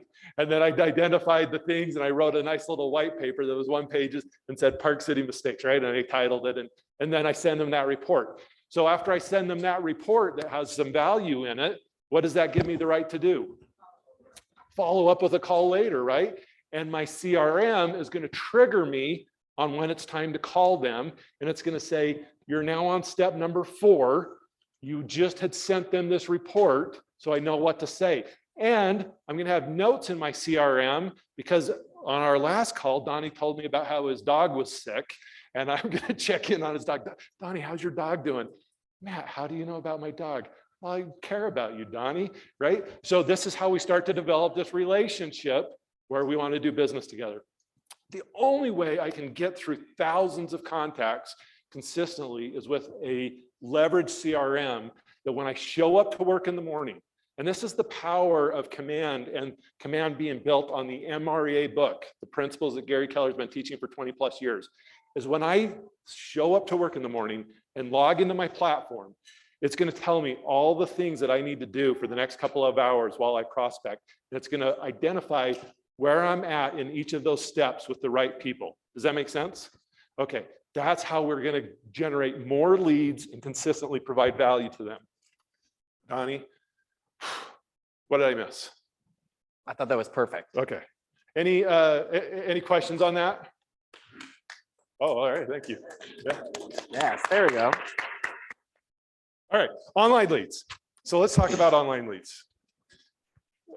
So this is first step. This is that NAR report again. First step taken during the home buying process. All buyers, number one step, look online for properties. Does that surprise anybody? No, you can't afford not to be in this space. Number two, so number one is 43% look online. Number two, 18% real estate agent. Less than half of the people go to the real estate agent first. Most all of them go to the internet first. Number three, it's just another way of saying, I don't want to really admit that online leads is 5 times more important than the real estate agent first. So we just listed it a different way. This is also look online for information about the buying process. 9. So 2 out of the top 3 is I looked online for information about buying or selling homes first. This is why the internet leads are so important. Now, one of the things we hear frequently from people is they say, internet leads are no good because they're way, way early in the process. They're just starting the process. This is why we want those kinds of leads. 77% of both buyers and sellers work with the first person, the first agent they connect with. This was really, really affirming for me because I realized I didn't have to be the best looking. I didn't have to be the smartest. I just had to be first. So anything you can do to respond to leads quickly, right? Think about this from an open house or a sign call perspective. If someone calls on a sign and gets your voice message, are they going to sit there and wait for you to call them back? No, they're going to drive down the road and call the next sign. So every chance you get, you got to have a bat phone number, right? Like when a lead comes in, you got to figure out how to respond to leads immediately. Technology can be a really effective way to do that. All right, so online leads early in the process, but a huge opportunity for us to be front of the line. And there's a number of different mechanisms by which we can do that, whether it's social media, search engines, or lead aggregators where we're buying leads, right? Buying leads from Zillow, Realtor.com, et cetera, et cetera. These are all opportunities, but we're gonna focus today on really social media to start out with, because we like social media from the perspective of testing messaging. It's really inexpensive and you can start to get feedback on messaging strategies. You've probably heard of this idea of A/B testing, right? Like testing MOFR offers to the marketplace and to see what kind of responses you're getting. As you see and identify the responses that you're getting from the consumer, then you can start doubling down on those strategies and invest more money in things that are maybe more expensive, like Google, which is going to be more expensive, but you're going to be capturing people deeper in the funnel. So it's going to be a better potentially return on investment, but you want to test your messaging. So as the market shifts, your messaging has to shift as well. What are the things that are going to be really compelling for people to engage with you? What problem can you solve for them? If you are marketing messaging right now around helping people in multiple offer situations, that may be less relevant than it was 6 to 9 months ago. So you've got to reshape your offers based on the market of the moment. One of the places that we think there's a great opportunity to do that is around mortgages. And we're going to talk about that more here in a little bit. So use social media to validate the messaging. You can start with a budget as low as $50. Right now, within Command and our paid marketing applet, we're generating leads as low as $2 to $3 a lead. So for $50, you're generating 16 leads a month for $50 a month. Now, these are social media leads, so they're really high in the funnel, meaning it's early process. They might be engaging with you because they thought this house looked cute, right? But they may not have necessarily said, I'm a buyer yet. So it might be really early in the process, but you can start to get an idea of what messages are resonating. So as we think about this, we're going to run ads test them, get results, and then reinvest. I shared with you earlier that I've had a lot of good success with online lead generation. And the example I used with you was the year where I talked about making $500,000 in GCI from online leads. We were spending about $2,000 a month. Now, if you think about that, that's a ridiculous return on investment, right? $24,000 annually, generating $500,000 in GCI. And we have a lot of examples of that presently using our CRM to do that. But the reality is I didn't start out spending $2,000 a month. I started out spending $200 a month. And as I saw the results show up, then I started doubling down on that reinvested effort of messaging that I knew was resonating with the market. So social media is a great way to do that. And then as those leads are generated, you're going to add them to a smart plan and identify whether they're now business or whether they're future business. That smart plan is going to help you filter out who's ready to work with you now versus who's going to work with you in the future. So here is one of the biggest ahas that I had in my career a number of years ago. I was, at this time, my office was in Lower Deer Valley, and we had been executing on a touch campaign over time. And a woman came into our office and asked, she came into the receptionist. Receptionist came back and said, Matt, you've got a client here that wants to meet with you. I'm like, great. I walk out. I don't recognize this woman from Adam or Eve, I guess. I don't recognize this. I don't recognize this woman at all. And she's like, Matt, hey. And I'm like, hey, I'm like, she knows me and I don't know her. This is not good. And she acts like we are dear friends. And I'm like, I'm so embarrassed because I have clearly no idea still. And so I'm like, come back to the conference room. Let's go sit down and get caught up. And so she comes back and I'm scrambling in my head going, who is this woman? I don't know who this is. And so I came up with this brilliant idea. And I'm like, I know the question I'm going to ask her. This will help me. I'm like, remind me when we first met. And she goes, all of a sudden, from really happy to less happy, she goes, we've never met. And I'm like, I'm so embarrassed. I'm sorry. I'm like, I really don't remember who you are. And she goes, oh, you wouldn't. I signed up on your website like 3 years ago, and I've been getting your stuff for 3 years. And I feel like I know you. So she'd been getting videos and postcards and all these things for 3 years. And she had developed this relationship with me that I didn't know anything about. And which is really awkward, right? And I'm like, it's all true. I'm fantastic. You were so lucky to be here. And she was so kind though. She's like, no, you wouldn't know me. We've never met. But it's that example that you see where Jay Leno meets someone. Jay Leno knocks on the door, and they're like, Jay, come on in. And they feel like they know or have this relationship with Jay. This is the power of these 33 touches or these touch campaigns. So even if they're not ready today, we move them from a smart plan that is identified to help us understand, are they ready to work with us today? And then we put them on a long-term smart plan that allows us to continue to foster that relationship. That's the power. And online leads, even though they're cheap and may not be ready to do business with us today, the result and the return on that investment is huge over time. One of the biggest challenges that most people make with online lead generation is they start, but never give it enough time to mature and really get the back end of that return on the investment.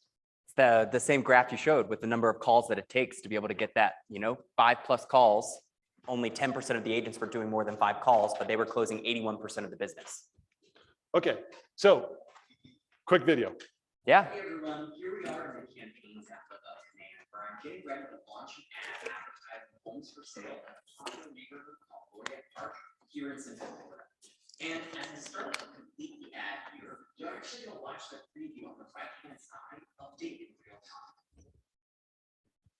As I advertise homes for sale in Lorette Park, I want to also add some media to help get a more clearer picture to everyone as they're scrolling through their social media feeds on what they'll actually expect if they click on that learn more button in the ad.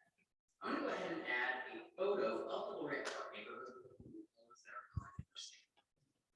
It's perfect. We're going to crop the image and save there and see that updated preview on the right-hand side.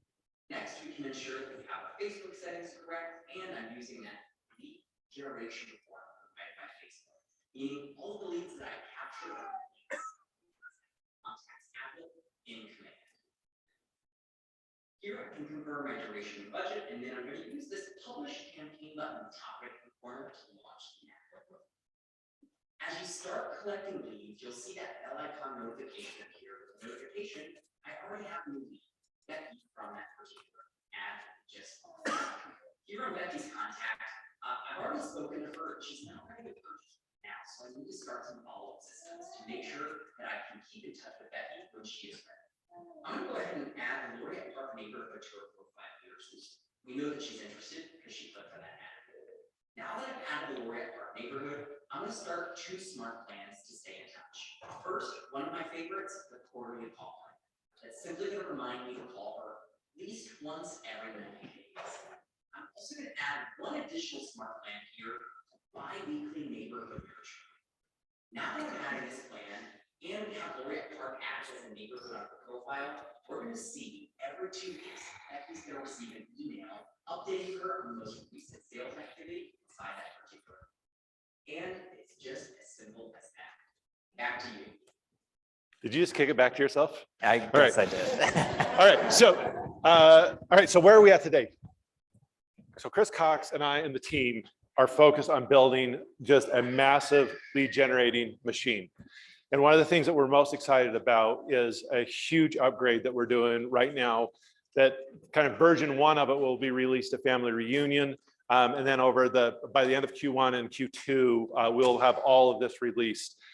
So right now, if you look at Command, you have access to Facebook ad, Instagram, Twitter. Turns out no one advertises on Twitter, by the way, so we're getting rid of Twitter. In Q1 and Q2, respectively, we do a massive upgrade. So not only in Facebook, but Instagram, we're adding TikTok, which we're really excited about because this, if you're not familiar, is really growing very quickly. At Google AdWords, you'll be able to manage all your Google AdWords through Command. Dynamic ads, which we'll talk a little bit more about, and then retargeting capabilities. So let's talk about what these are really quickly. And we're a little bit behind schedule, so we're gonna have to move quickly through some of this stuff. Facebook dynamic ads and dynamic ads generally.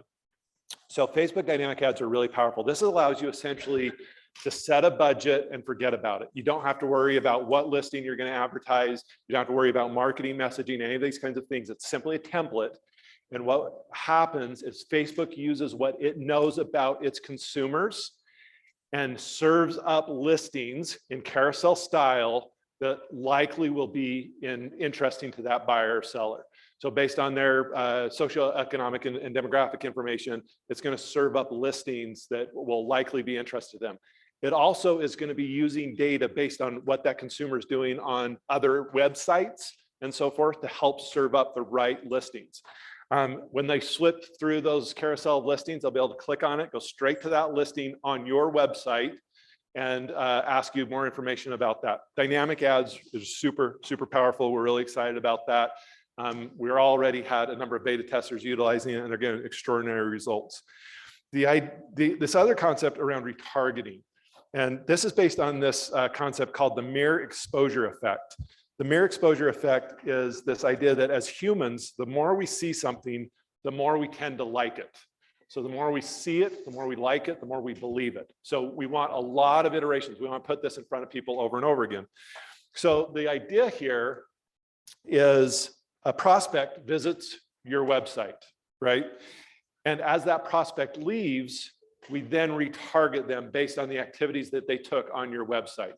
So let's say they looked at a certain number of homes in a certain area in a certain price point. Those ads will then start getting served back up to that consumer at different times while they're searching online for anything to track them back to your website. This leads to a much better return on investment. The example that I frequently use is Gary Keller shopping for Allbirds. If you don't know what Allbirds are, they're these shoes. Gary is a huge fan of Allbirds shoes. So when I was explaining this concept to the team, I said, imagine Gary walks into a shoe store and without talking to anybody, he walks over to the section of the shoe store that has Allbirds. And he's looking at these Allbirds, but all of a sudden he gets distracted, he gets a phone call, whatever, and he leaves. So he leaves the physical store, he's out on the street. As he's walking down the street, what pops up on the billboard? a cell offering him to come back to the store for Allbirds. When he gets into the car and turns on the radio, what ad gets served up to him? An ad about Allbirds. You guys have all experienced this based on your shopping activities online or whatever. All of a sudden you get online, you go to another site and you get served an ad based on what your preferences are, right? This is the power of retargeting. But in order to do that, we've got to have more capable websites. So we're kind of excited about this next announcement, which in Q1 and Q2, new websites.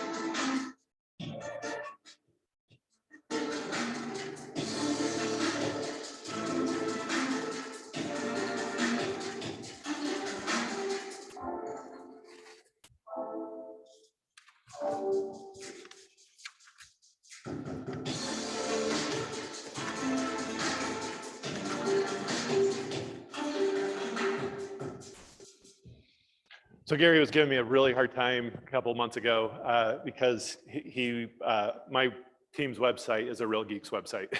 And he's like, Matt, you're head of technology, you and Chris Cox, you can't use a competitor's website for your team. And I'm like, Gary, as soon as our technology or our agent websites are good enough to keep running my business, I'll make the move over. But until then, I can't do it. I can't sacrifice my team's business because your websites aren't good enough yet. He's like, my websites, he's like, you're in charge of them. I'm like, fair enough. Like, give me some time. And so this has been a huge passion for me because it's a massive unlock for my team and I think all of our agents to have websites that are really the premier solution in the industry. And in Q1, at the end of Q1, we're going to be releasing the first version of that. By the end of the year, our agent websites are going to be the absolutely best in the industry as far as lead generation, customizability, all of the things that you want. I mean, it is really going to be the premier solution. And we're really excited about it. Yeah, absolutely. It's going to expand past, yes, absolutely.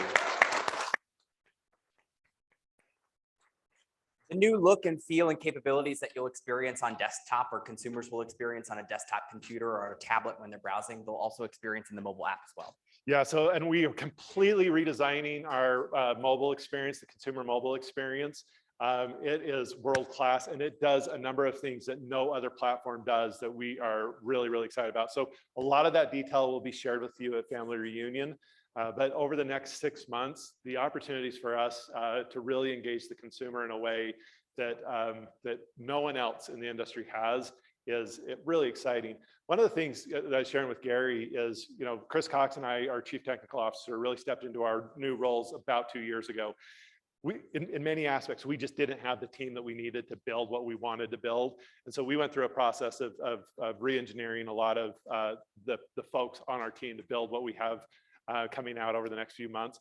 And a lot of them have only been with the company for about 9 months. So the stuff that you're going to see with our innovation effort is really going to hockey stick over the next handful of months. And we are really amped up about it. All right, so let's talk about quickly some of the lead aggregators. And what we've compiled here for you in this report is dozens of lead aggregator solutions out there.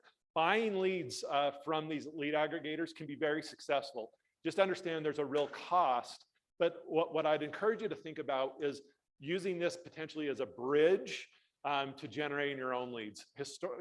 Without question, we see our teams really migrating to building models where they're generating their own leads versus buying those leads from others. The cost of buying leads are extremely expensive.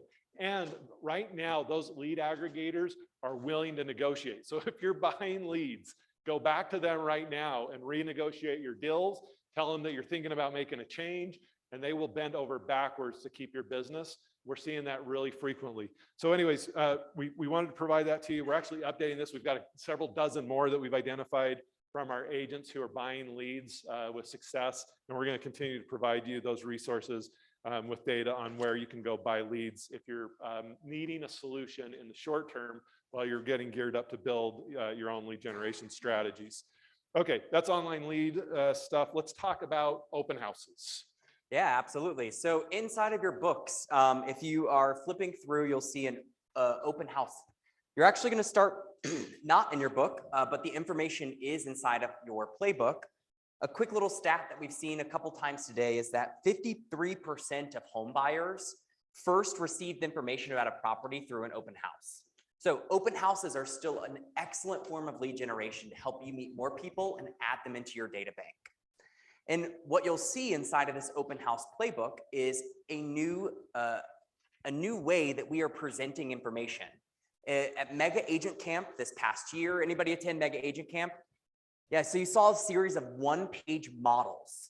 The one-page models for everyone that was on stage and interviewing, that Gary and the team were interviewing, we produced a one-page model to say, here's how they're winning in this particular category. Well, we've drilled down that work even further, and we're starting to build out playbooks to support those models. And I'd love to take you through a very high-level overview of the first playbook that you all now have access to, the open house playbook. Through a series of interviews, we wanted to see what does it mean to run the best open house possible. And you'll start off with a little bit of information, that stat around 53% of home buyers. And then we're going to get into the first page. That first page there that you see, 1, 2, 3, 4, and 5. Picking the right house is number 1. Number 2, creating marketing materials. There we go. Number 3, market the open house. Number 4, get ready to host. And number 5, follow up. This is the model. This is the high-level overview model. And as you flip the page to the next one, you're going to see the system, the start of the system.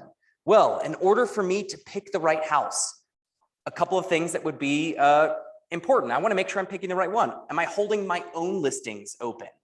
Am I holding new to market homes open? So homes that have been on the market for less than 14 days. Am I holding open houses open in neighborhoods that have lower inventory or homes that have mid-priced ranges? So number 1, picking the right house. Remember, number 1, this is a non-tech step. I don't need additional technology to be able to support this, to pick the right house. So let's flip to the next page. Number 2, create marketing materials. Right off the top, there's a few staples to a successful open house. The first is eye-catching informational flyers that people can take with them. This is where the tech steps are going to come into play. So I'd love to take out your pens. Everyone take out a writing utensil, and in your book right there, right above flyers in big letters, write Tech Play number 17. Tech Play number 17. And I promise that's going to make a little bit more sense as we continue flipping through this playbook together. So I need to create flyers. I need to create a registration sheet, like Matt was mentioning, having a MOFR associated with that registration sheet. I want to have that client promise for them when they're coming in. Why are they giving me their information? And maybe even a scorecard to collect information about the house that's ultimately going to help that listing agent, whether that's you or not, communicate with the homeowner on what they could do to effectively market that home moving forward, if that buyer wasn't the buyer today. So we have Tech Play number 17 that's associated with number 2, creating marketing materials. Let's flip 2 pages, and we're now going to go into number 3, step 3, marketing the open house. Well, the top agents told us that they invite their database to the open house. That's one of the first things they do. And there's a few different ways that you can invite your database. You could make phone calls, you could send text messages, or you could send email invitations. 3 examples there. So on this page, right above invite your database, I'd love for you to write Tech Plays number 1, 5, and 7. Inviting your database, step 3, market the open house, Tech Plays 1, 5, and 7. What you just wrote down were the tech plays to making phone calls, bulk sending text messages, so not sending a single text message. You can invite your whole database at the same time, and then sending an email to everyone in your database. Top agents also told us they invite the neighbors. So they're outdoor knocking and circle prospecting and saying, we're holding an open house this Saturday at 3 o'clock. Would you like to stop by 30 minutes early at 2:30 to get an exclusive peek before the event starts? That was the extra tip that they gave us there. When you're looking at neighbors and circle prospecting, offering that little extra incentive and inviting them to see it before the event starts, because you're special, neighbor. Come by 30 minutes before and we'll take a look at the house together. When we flip over to the next page there, we're still in the process of marketing an open house. One of the other options is advertising and posting on social media. So right next to post to social media, I'd love for you to write down Tech Play number 19. Tech Play number 19. When I'm posting to social media, I'm most likely going to be using that marketing materials that we created in the last step, the previous Tech Play. It's going to have the days and times, the address, key details on the home, and a specific call to action inviting them to come see us. I love the little tip here, using your vendor partners. So if you work with a title company, you can work with them and they can actually post it and advertise on their social media as well. So that free organic post to social media can be expanded as you work with those partners and say, would you mind sharing this on your pages as well? So let's go back to step number 4, flipping the page one more time. It's time to get ready to host. Everything from setting out our yard signs, 20 to 40 signs is the number that we heard. Directional signs starting at major intersections, driving to the entrances of the neighborhood that I'm holding that house open. Don't forget to arrive early and make sure you're there at least 30 minutes before for that exclusive preview if you made that offer before. You want to make sure that you're arriving early. And then hosting the interview. Hosting the open house. People are coming in and out, introducing yourself, you're capturing their information on your registration sheet, you're engaging in that relationship building conversation, identifying them as that immediate or eventual business. Lastly, if you turn over to page 5, follow-up. You engaged in conversation, you identified the immediate versus the eventual business. You're adding those contacts into your database, and then for this particular play, number 5, Tech Play, I'd like you to write down Tech Play number 22. You're going to use follow-up plans, the smart plans that Matt and I have been discussing here today. Like in the video, the open house follow-up smart plan, which is already written and prepared for you by our partners at KW and available in the library. You could start with all of the leads that you met during that open house.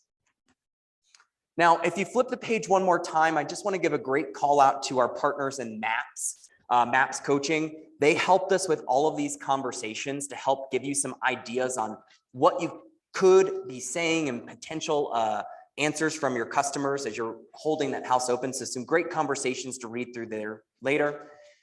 And then finally, congratulations. You've now just gone through the full open house playbook. But turn the page one more time.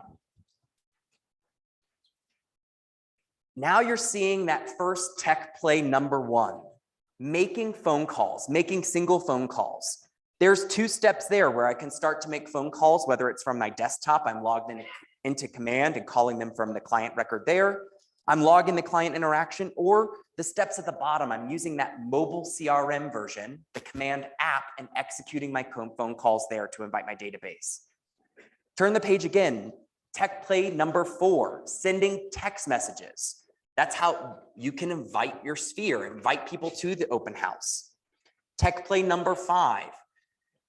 Are the puzzle pieces starting to come together where we're looking right now at the tech steps, these various tech plays, and we've written in our playbook notes wherever the tech plays take place, because we have we have non-tech real estate specific steps combined with tech steps for the scalability to achieve the highest level of success when you're running this playbook together.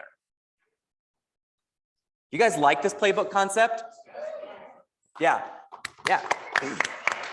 So the teams have been hard at work, not only developing Crack the Code, but taking this open house playbook concept and writing playbooks for other what agents do to run and grow their business.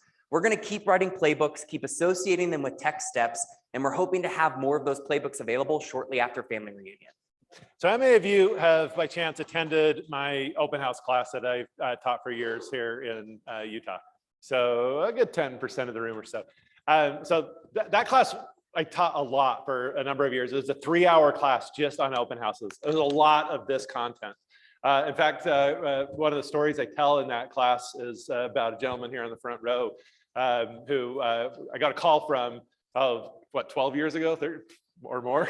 Yeah. And he said, hey, Lee Stern told me to give you a call. I understand you have a brokerage up in Davis County or in Ogden area. And that you coach agents. I'm like, not really. And he's like, you probably should coach me. And I'm like, okay. And anyways, he was about 6 months out from retiring from the Air Force. And he said, look, I've got to be successful in this. My family has fallen in love with Utah, and we've decided we want to put down roots here and stay here. And I'm going to transition out of the military, and I've got to be successful in this industry. And you know, I'd like for you to help support me to do that. I said, great. And we basically walked through an open house class strategy just like this. And so, of course, I used that in my class to talk a little bit about it, because Corey Burdener, who's on the front row, has been a partner with me in business now for 12 years, and so grateful for our relationship, my friend. But in a very short period of time, he became the #1 producing agent in our office, probably within the top couple, at least within the first year or two, by executing on an open house strategy.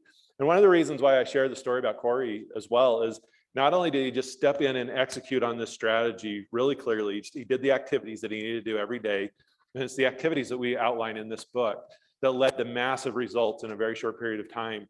The thing that I love about part of his story was that he embodied this quote where, imperfect action will outperform perfect inaction every single day. And one of the examples I use is, when I executed on this open house strategy after years of doing it, I had all my dialed in marketing and all this stuff that was really pretty and sharp. And Corey didn't have that luxury yet. He didn't have the years of experience of doing it. So he simply printed out a black and white MLS printout, wrote open house this Saturday from 2 to 5, rolled it up and put it in the door of homes. And he got just as good results as I was getting with my really pretty marketing. So as you lean into this, one of the things that we wanted to do is just give you a step-by-step manual, which when I teach the open house class, I haven't had this in the past. It was kind of like, I'm going to teach it to you, now go build your own manual. This is the manual to go do that with all the technology steps. And if you just execute on this one strategy, I'm going to tell you, it will give you all the success that you want in this business. So, and don't worry about being perfected. Just go do it, right? Just go get into the activity. All right. So if we look at this next slide, which slide am I on here? Okay, open houses. All right, so you've got this little Christmas tree where we've outlined that we've done open houses now and online leads. We're just going to touch quickly on SOI. And I think it's clear to you probably now at this point that each of these sections could be, big significant classes on their own. So we're just giving you a high level touch on things that we'd really like for you to go deeper on, over the next several months, but focus intently on building them out, supported by the technology to help you generate the results. So SOI is our biggest opportunity. And when we look at the data around engaging with our SOI, this is again from the NAR report, method used to find a real estate agent by first time or repeat seller. Without question, the very first thing that people do is reach out to a real estate agent. Now we know it's online, so this is a little bit different. The question is a little bit different. Method used to find a real estate agent. The way that they find their real estate agent versus starting the search of properties is online. The way they find their agent is through referral. So SOI is critical because we're going to count on our SOI to refer that business to us. So 41% of the consumers found their agent through a referral by a friend, neighbor, or relative. And then 26% had previously used the agent. So again, the SOI is the huge opportunity.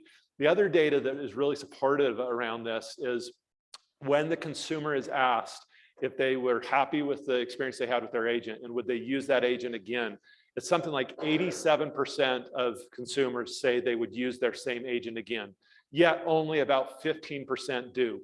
So if we think about that disparity, right? The disparity, I'm butchering that word. You know what I'm talking about, that delta between those two. Why is that so dramatic? Why do 87% of the people say they would, but only about 15% do? Well, it's because we're not staying in contact with them. When they're asked why they didn't do it, it's because they couldn't remember who it was or they couldn't find their contact information.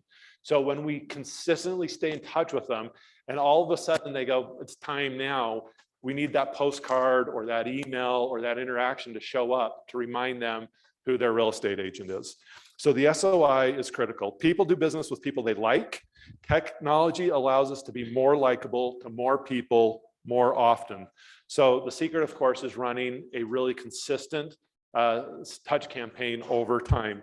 And Gary is always famous for saying your network is your net worth. All right, so the power of an SOI campaign. This is based on the MRA model. If you look at this, this is 36 touches. So basically 3 touches a month, and it outlines some suggestions on what those can be. Again, the vast majority of our top producing teams, when we really look at their business, they are touching and engaging with their client, in some cases 70, 80, 90 times a year. Now, that may be them just showing up in their social media feed or different things like that, but they're staying present and in front of their clients many, many, many times a month. And doing it in ways of providing value. Again, imperfect action always beats perfect inaction. You want to just start touching people. That sounds weird. Yeah, that's. It's a good thing we got a good legal team. Okay, 30 powerful touches. There's some really great ideas here. So just take a minute on your own time to read through this. One of the examples I love is there's one of our agents, a woman in the Atlanta area. Every year, the suburbs and cities of Atlanta have leaf collection, and she shows up and drops off leaf collection garbage bags to all of the communities that she targets. And it has her branding all over the bag. And several times now, she's told us that the city and the municipality gets backed up, and the leaf collection bags sit out in front of the houses for weeks and weeks and weeks. And they're full of leaves, all with her marketing on them, right? And so she's got this great presence and has a huge business. And that's one of the ways that she stays consistent. Donnie, I know that one of the features that you love in Command is the ability to customize the fields associated with contacts. How do you use that in Florida? Yeah, so my business partner and I, one thing that we do is in Florida, we have hurricanes occasionally. And a lot of times when people are moving to Florida, they're experiencing this natural disaster for the first time. So for our VIP or our top clients and our top people in our sphere, one of the ways that we engage is we actually created a custom field inside of Command to track someone's favorite hurricane snack. Maybe they want Cheez-Its, maybe they want Skittles, maybe they want Sour Patch Kids. So that way, when we're doing our reverse bold and passing out hurricane supplies, when we have the ability to do so, we can add that extra little layer of touch and deliver their favorite snack with them as well. So one of the things that you see on here is every fall, a lot of our top agents do a pie day, right? They offer Thanksgiving pie just before the holiday. And in Command, it's much more powerful if you already know what their favorite pies are. So create a custom field and start keeping track of what their favorite pie is, so that when you reach out to them, you can say, hey, I know in the past you've loved apple. Is that the right pie still for you? And it just makes it feel more custom and more personal. So a lot of really great ideas here. The other thing is you want to always be that person that's helping them solve the problem. So again, we're going to talk really briefly around mortgages, but this might be a great idea right now around helping people understand, even if they have a great rate, that there's fantastic strategies to help them save thousands of dollars on their mortgage. And we'll talk about those here in just a quick second. All right. So the other thing that we wanted to talk about here, you'll notice on this little last Christmas tree pie fill in where you've got your 3 different contact strategies, right? Your lead generation strategies, online leads, open houses, SOI.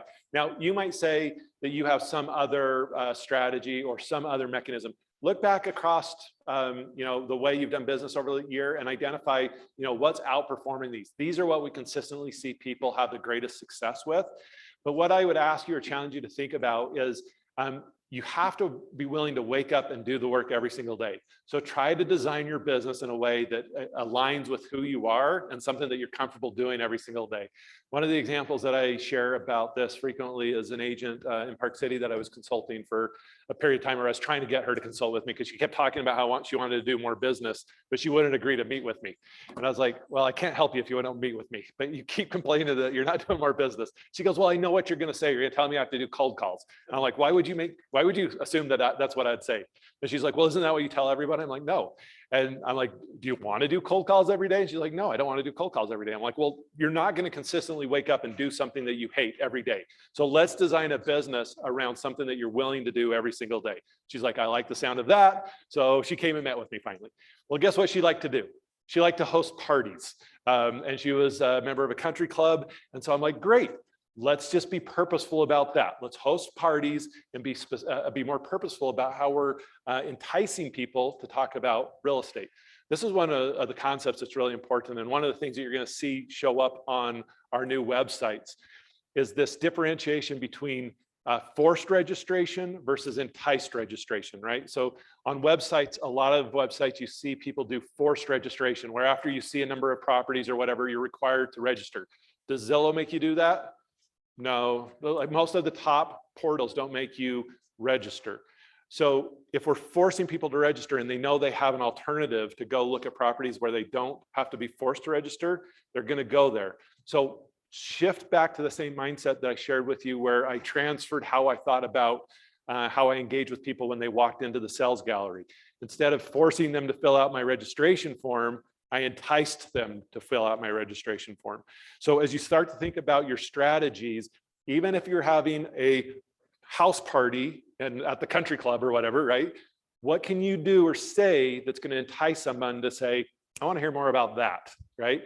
So in all of your business strategies, whether it's online or whatever, you're going to think about, how do I entice registration? What am I going to offer, again, a MOFR, that's going to incentivize someone to want to engage with me or register?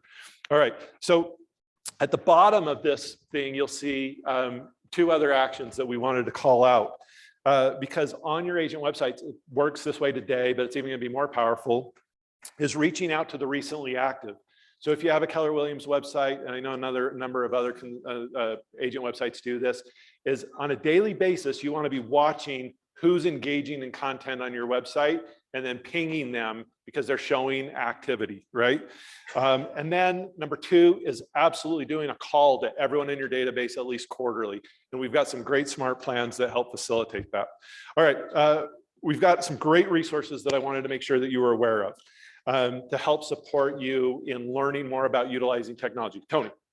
On the KW app, where do we see that mentioned active, and also on our mobile app? Yeah, So- that's a great question. The question was, where do we see inside of Command what customers were recently active on our website? There's actually a filter. So when you're in contacts, you'll be able to click filter and you'll see recently active as one of those. And you'll be able to drop down and say within the last 7 days, the last 30 days, the last 45, 2 weeks, you'll be able to set that to yourself and then save that to see the list. Okay, so we're about 20 or 30 minutes behind schedule. So I'm going to go super fast here. We're going to run about 10 minutes long today, so bear with us. But we want to give you a couple good resources to help you starting to utilize technology in your business. So the first one is getcommand.com. If you're not using a CRM successfully, or you'd like to better understand the Command platform and the tool that we provide to our agents, getcommand.com is a great place to go. You can register for about a 25 to 30-minute demo that gives you a high-level overview. If you don't feel like you need the quick demo and you want to just get right into production, the whole intention of the demo is to give you an overview and then get you to sign up for a class called the $100,000 Pipeline in 90 Days. We're going to give you a link for that here in just 1 minute. The other resource that you should check out is our YouTube channel, youtube.com/KW Command. Donnie does an amazing job with these 5-minute tutorials about how to utilize Command really effectively. And this is based on not only our tech team, but our top agent interviews on how they're utilizing our technology. So if you just want to get like little updates and tips, go to our YouTube channel and subscribe to it, and you'll get notified when we release new content. But we've got a whole library of really great content in there. I also want to just recognize that each of our regions have a regional tech trainer, and most all of our market centers have a market center tech trainer. This is really unique for us in our industry. Very few companies have full-time tech trainers at the local level to support you with adoption of our technology. And we'll literally walk you side by side with you on how to adopt this or how to adopt our technology to implement into your business. I will mention why you have this up, the $100,000 pipeline class. This is really exceptional. It's a 2-day course. It's a lot of content, but it's step by step how to set up command with the MREA principles so that you can start running this business. And what we've seen over and over again is people that follow these steps, within 90 days, you're going to have the pipeline in your business to generate a minimum of $100,000 in that first year of business from that 90 days of work. It helps you set up the smart plans, all of those things. So this is a no-brainer. As an agent, I would take this multiple times. Leaders, probably a good idea to do this with some of the groups in your office. Yeah.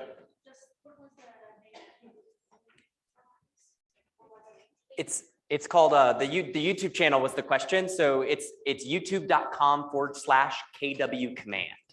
KW command. Another way you could do that is if you just pulled up YouTube and you searched and you use the @ symbol, you search for @KW command, it will pop up there as well.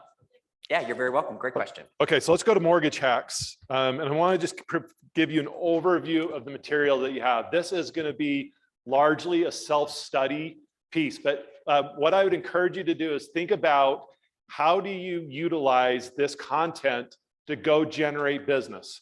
And if you think about how do you generate or develop a relationship with your clients, it's by being that someone that helps them understand something that could potentially be very complicated in a way that provides a result for them that they otherwise wouldn't have gotten, right? So most of us, especially over the last decade, we know one mortgage product essentially, which is the 30-year mortgage. And in a really strong market, that's going to be the most attractive product. But the reality is there's a number of hacks or things that we could do to dramatically reduce the amount of interest that we're paying over the course of the loan. So in this manual, you'll see, and there's a lot here, basically an education around all kinds of different mortgage products and how you might utilize them. Great consultants understand all the tools in the tool belt, right? So you need to have an understanding of all the different tools available to you so that as you're consulting with your clients, you can pull tools that many of your other agents aren't familiar with to help them accomplish their goals. And this will really walk you through what many of those are. So in Q4, right here at the very top, I'll just read this quick paragraph. In Q4 of 2022, the National Association of Home Builders stated that the home buyer sentiment hit its lowest level since 2011. When asked to identify their top reason for this decline in sentiment, consumers cited the current rising interest rate environment, along with the specter of continued rate increases. So helping people understand and have perspective around what's going on with interest rates is critical. And then having and giving them the perspective that interest rates still really are historically very good, and the opportunity for them to refinance if they need to in the future, if rates do come back down, which may or may not happen, we just don't know. But having a few hacks to help them effectively lower their interest rate can be really effective. So there's a great, if you flip to the next page where it says passenger versus partnership, there's a great section here that I just star really quickly. It talks about how to work with your vendor partners and the expectations that you should have of them right now in helping you navigate and prepare content to market and provide values and services to your lender. Not all lenders are created equal, and not all lenders have these products. So you need to understand not only what products are in the marketplace, but what products your lenders have available that you're working with. And then identify potentially other lenders that have some of the products that maybe that your preferred vendor doesn't have, or encourage your lender to go get those. If you flip to the page, I think it's page 91 in my manual, some of the pages are a little bit different. At the top, you'll see thriving in the mortgage market of the moment. Is everyone there with me? Here we've got 7 steps that walk you through how to think about this. And then the subsequent pages go deeper on each of these 7 steps. I'd like for you to just drop down to step 4.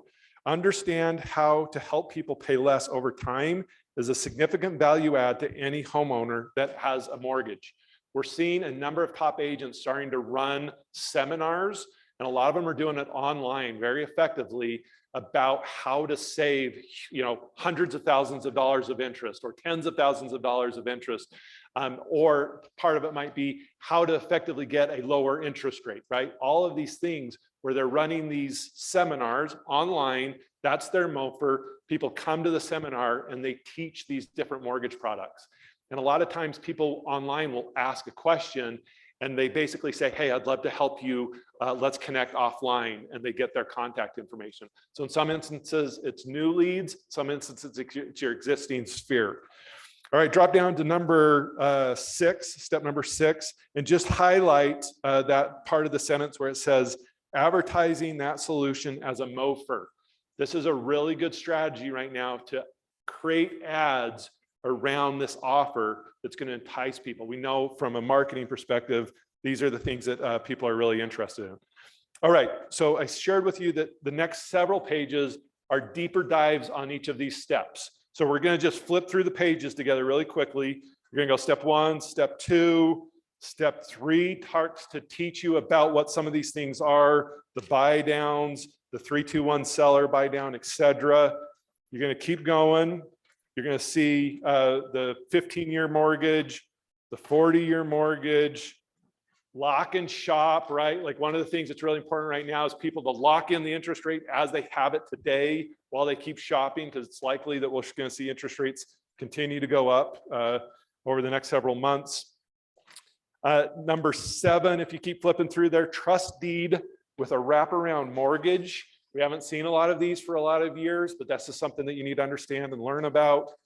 And then let's keep flipping through. You're going to see step 4. Keep coming with me because we're going to get back to a couple case studies that I want to get to. So keep flipping through. You're going to get to step 6, step 7.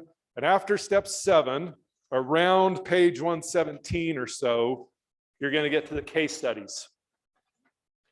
This content would be really powerful content to help you utilize in a seminar or in a one-on-one consulting appointment with your clients, okay? So we're helping you think about how to make the offer to incentivize the conversation. But once you have the opportunity to have the conversation, let's give you the material to effectively sit down and help people understand how to navigate this rate environment. So we're just going to look at a couple case studies so you understand how these work.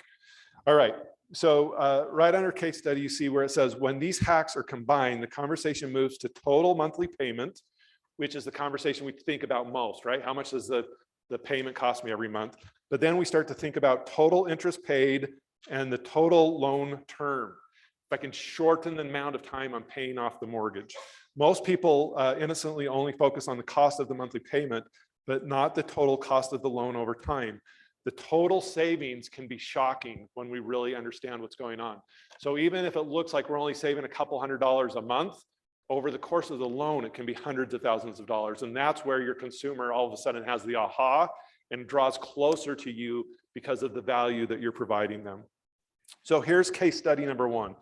So this is a combination of a 3-point interest rate buy down and a 1 extra payment every year. And we're going to compare that to a traditional 30-year mortgage. So in that first column, you're going to see where it says 30-year mortgage and the purchase price of $500,000. The down payment's 5%. The quoted interest rate is 7%. Here we haven't done an interest rate buy down, so it's still 7%. The monthly payment's $3,160, and the total interest over the life of the loan is $662,000. So the next 2 columns reflect the 3 points that we're going to buy down. Now, when we talk about points in interest rates, a point is equal to 1/4%, effectively a 1/4% lower interest rate. So the 3-point buy down is effectively 0.75% lower interest rate. So you can see $500,000, 5% down payment, 7% quoted interest rate, but with the buy down, they're going to pay 6.25%. So that's the new interest rate. The monthly payment is $2,925. Total interest over the life of the loan now is $577,000. And in this case, the buyer passed the cost to the seller. So this could be an effective way for you to talk with a seller to differentiate themselves in the market. So one of the things you could potentially do is say, seller, let's offer a better interest rate than anyone else in the market. Seller might go, well, how am I going to do that? You're going to contribute $14,250 to the buyer in a buy down, in an interest buy down. And we're going to show that buyer that we're going to save them nearly $100,000 in the interest. So we're going to distinguish ourselves as a seller by a $14,000 buy down. Now, in this market, a seller might likely have to come off that amount in negotiation anyways, right? So they might not actually be giving up anything, but it gives you an angle to market the property differently. The buyer, of course, can ask for this as well and get the effective benefit of that buy down. Okay, so 3 points. The next column you'll see says 3 points plus an extra payment every year. So if we just simply make one extra payment, and you can see the monthly payment right now is $2,925. We're going to do that 12 times, but instead of doing it 12 times, we're going to make one extra payment. When we do that, here's the result of those two things together. Total interest savings plus total monthly payment savings is the equivalent of $276,000 that we saved that buyer. Do you think buyers would resonate with that if we told them we could save that money for them? Yeah, give me a yes if you think that would be compelling. Yes. And the duration of the loan is shorter by 5.5 years. You'll pay off the property in 24.5 years. So just to give you this, put this in perspective, this would almost be the equivalent to a buyer locking in a 5.1% interest rate. So if you look over at the far right, the effective interest rate, assuming a 30-year mortgage, this would be the effect of having a 5.1% interest rate. Does that make sense? Okay, so that's case study number one. Each of these case studies walk you through different examples of how you could potentially structure a deal to create value for your seller and your buyer. All right, does that make sense? Okay, a lot of good options. Do you like this? Yeah. This is really going to put you in a unique position to have conversations that no one else in the industry is doing it. We had a full day seminar with Gary's top 200 agents just on this conversation. So as a region, as market centers, I'd really encourage you to facilitate some meetings in your offices to go deep on this and help your people understand this, because it's going to really put them in a unique position to have meaningful conversations. Okay, that is your that is your case study. That's your mortgage hacks. I do want to really quickly, we're going to take just a few minutes to introduce our sponsor. He's got a great little bit of offer and content for you just for a couple of minutes. And then we're going to do ahas and then we'll be done for the day. Everyone good? Okay.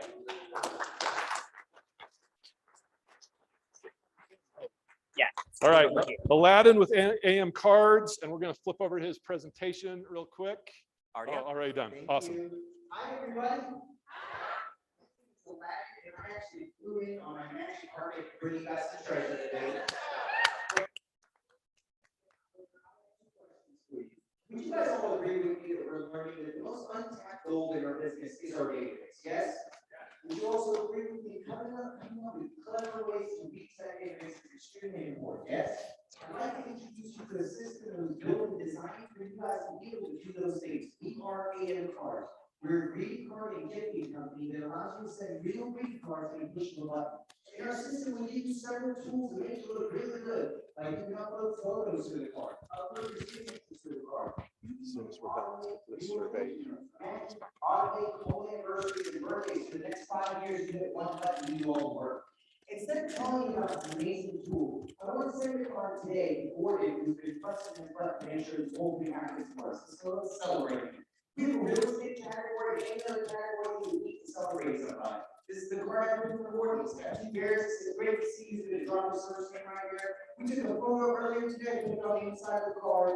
I wrote a message saying, first name, thanks for allowing us to support, be here, enjoy the brownies, and sign the card.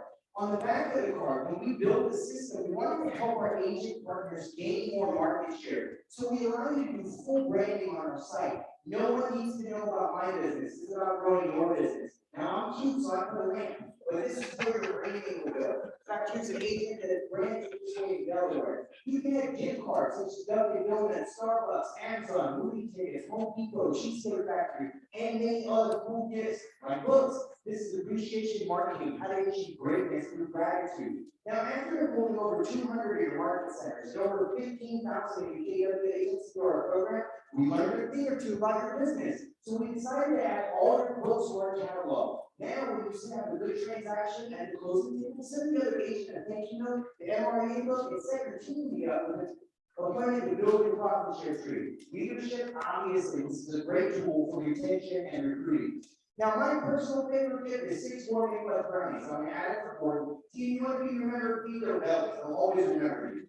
This is the 2 uniform on the envelope. I'm gonna hit send card, and that's it. Tomorrow morning, that card is printed, stuffed, stamped, put with a box of brownies. Board is gonna get it in 3 business days, and all I did was click, click, click. Now, we passed out a greeting card just a few minutes ago. If you open it, you can see the quality of the card, and we can talk about the money, how you can get set up. You'll notice inside it says it's $195 and $39 a month. For your $39 a month, we grant you access to wholesale pricing on our cards, which makes them $1.57 plus a first class stamp. Your all-in number is $217 delivered to your user. And cards has no fees. We bill you $39 and we turn around and put $40 into your account. Every time you send a card, $217 is deducted. I have 38, I have 36, like a tollway.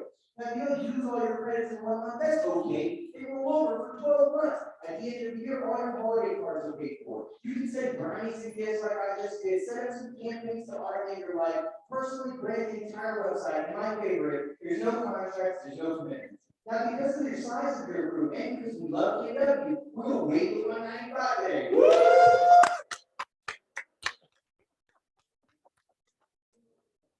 Set up a 5-card post sale campaign, and then closing table unit. No, they get a thank you for the business. 3 months later, they get a check-in card. 3 months later, they get a give you a referral. They get a birthday on the birthday. 360 days later, they get a home anniversary. And you hit one button.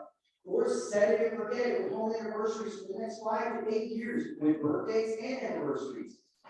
There's so many different ways that you can use this for your 36 touch. You can automate it or manually do it. I don't know if you know who this is. This is Mary Kay Ash of Mary Kay Cosmetics. In her biography, she built $1 billion business by teaching her reps to send 3 thank you notes a day. I have no idea what size of a business you plan on building for your family and your legacy, but I invite you to implement some kind of strategy for gratitude in your relationships. It will definitely pay off. To recap, we're waiting to 195. Woo-hoo, you don't need to pay. It's going to cost you a whopping $39 today. We're going to put 18 cards in your system by the end of the night so you can test drive it. There are no contracts or commitments. If you make a terrible mistake, you wasted 2 glasses of wine and 1 tank of gas and you're out. If I'm right, and you win once, your entire system will pay for the next 10 years. So I want to invite you to say yes to the relationships you have, your database system, and payments for a test drive. You will not regret it. The first 30 of you leaders that complete your order form and turn it on right and walk away with some gifts. So you got a hard copy of the book and a brownie. And the brownie is worth $39 by itself.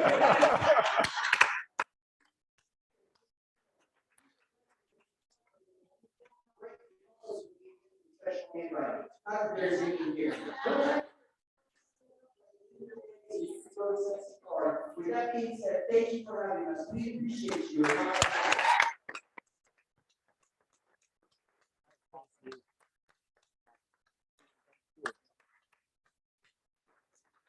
That was Okay, great. how many people have your sales pitch dialed in that well? When we talk about a MOFR, does Aladdin understand the MOFR and how to frame an offer? Powerful, right? So when we talked about the strategies today, I want you to think about your own businesses the way he just represented his. How are you making an offer that sounds so compelling and interesting that people are like, I got to have that, right? All right, let's give Aladdin a hand. I love that. Folks, it'd be a huge deal for us if you just take a moment right now for us and give us a little feedback. If you could fill out, and I think you have this in your book as well, or you can take the QR code.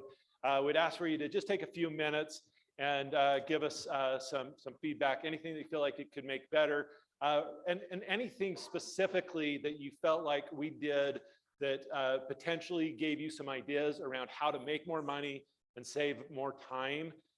We would love your feedback and evaluation. So if you'll just take a quick minute to do that.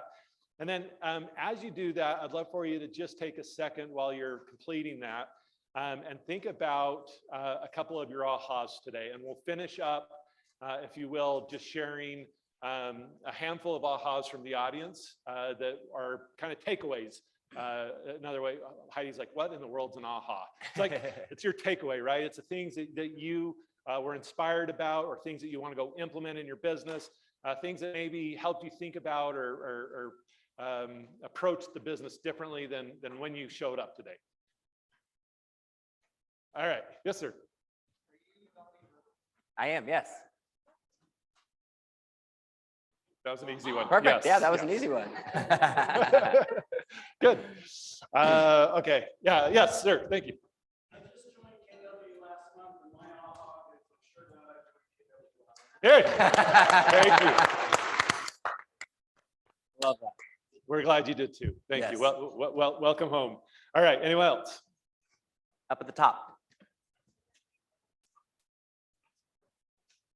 I love that. Eliminate the edge cases is what I heard. Use what's there. Simple. Keep it simple. We overthink this way too often. We try to make it perfect. Just keep it simple.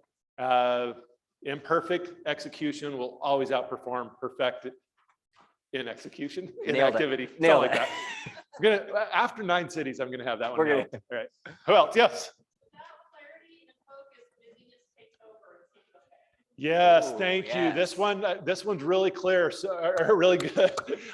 Getting super clear on what you need to do every day and staying focused on that and not allowing the distractions, because we can just go home and go, well, it was a busy day, but we may not have done the things that are going to have the impact that we want. Yes, sir. With this direction, it gives me the hope, whatever, to do the work.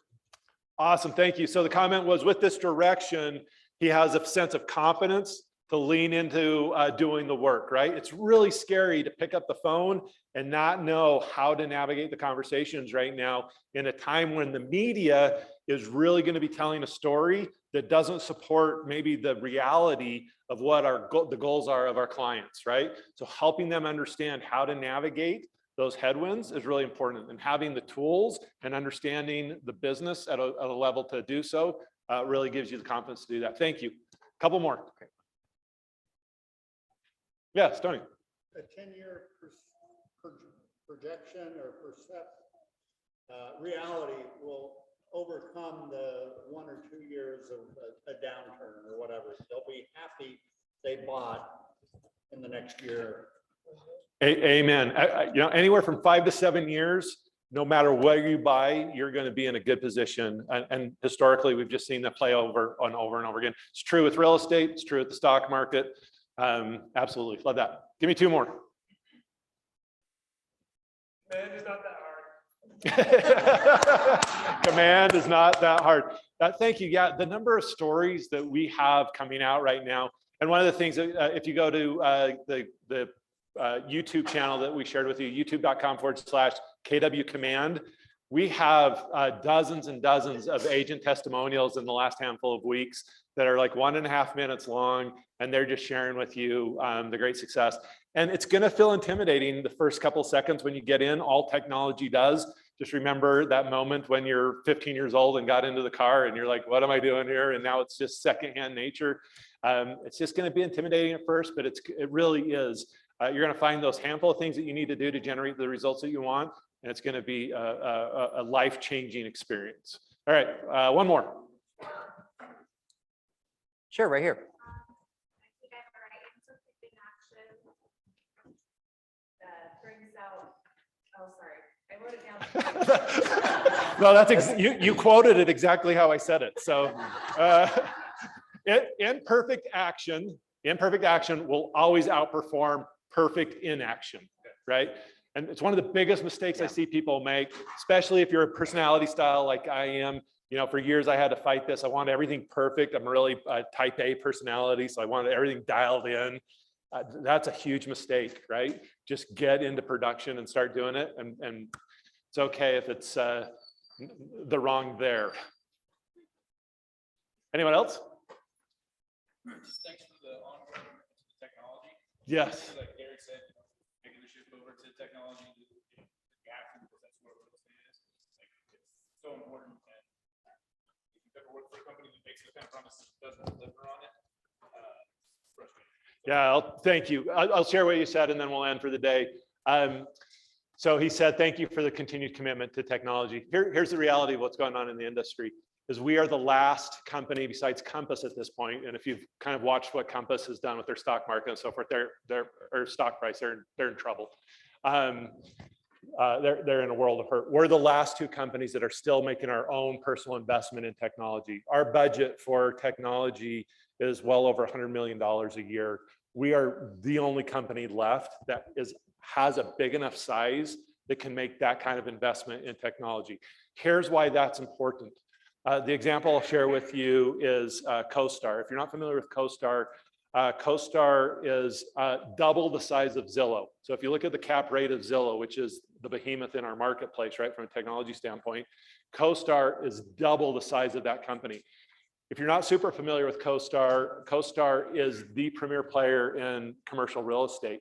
And over the last several years, in particular, kind of the last decade, they have positioned themselves as basically the gatekeeper for commercial real estate agents, where you almost have to pay a toll to them in order to have the value that you need to provide your clients. That puts them in a position where they're essentially a monopoly. What does a monopoly have the opportunity to do? Ratchet up prices to whatever level they want. Over the last several years, CoStar has consistently raised their price more and more and more to the point where commercial agents are going, this is ridiculous. They all hate CoStar, essentially. Guess who just showed up in the residential real estate space with several billion-dollar investment? CoStar. CoStar intends to replace Zillow as the marketplace for the consumer. At NAR, they spent, I think, $10 million at the National Association of Realtor Convention. Last year, they spent about $5 or $6 million. They're making a massive play in the residential space. Their intention is to become the marketplace. They use language like my listing, my lead. That sounds familiar, doesn't it? This is one of the things that we've kind of focused on as a company. They're going to position themselves as the gateway to the marketplace. Once they do that, agents will feel like they have to pay that fee in order to provide to be in that space where their clients are interacting. Over time, they'll continue to ratchet up their costs to a point where it's really expensive to be in this industry and you're paying the gatekeeper a huge fee. The critical reason why we have to own our own technology is we have to control the technology that we want to serve our needs, but more importantly, we have to control the price. We have huge number of agents, top agents in our industry, moving into our technology right now, because on average, the price that they're paying through their existing vendors for leads is about $25 a lead. Through our platform, they're finding that they can get those same identical leads for about $3 a lead. Now think about that, $25 a lead versus $3 a lead. We just had a team make the move over that was spending $50,000 a month on leads. It's a lot of money to be spending on leads, especially when it's costing you $25 a lead. Think about the fact that they're now spending that same amount of money and getting for $3 a lead. They're getting, what is that? 8 times the number of leads for the same price. We have to control that. Last year, our agents paid Zillow $160 million. Keller Williams agents paid Zillow $160 million. On average, it's $460 a lead. When we calculate the number of closings that came from those Zillow leads, they paid about $26,000 a closing. The math doesn't make sense, right? If you sit down and go, that's more commission dollars than I generated from the closing. How did we pay them 26? We're losing money because we perceive when our clients send us listings that they want to see and it's Zillow, we have to be in that space because they are the marketplace, right? We have to shift that. So as a company, our investment in technology is really, really important. It's going to position us in a place where we're not beholden to some of those big players who are absolutely suffocating a lot of our agents in cost. And so that's the commitment that Gary Keller has made. And by the way, over the last 3 or 4 years, he has massively gone backwards financially in order to make this commitment. And every other company, Remax, Coldwell Banker, they've all given up their technology investments, and now they're just parsing that out to some third party. That's a very dangerous position to be in because we don't control it at that point. So thank you for that point. It's really important to us, and it's something that we're really committed to and excited about. Okay, that was a lot. Sorry. Thank you, everyone, so much. I appreciate you.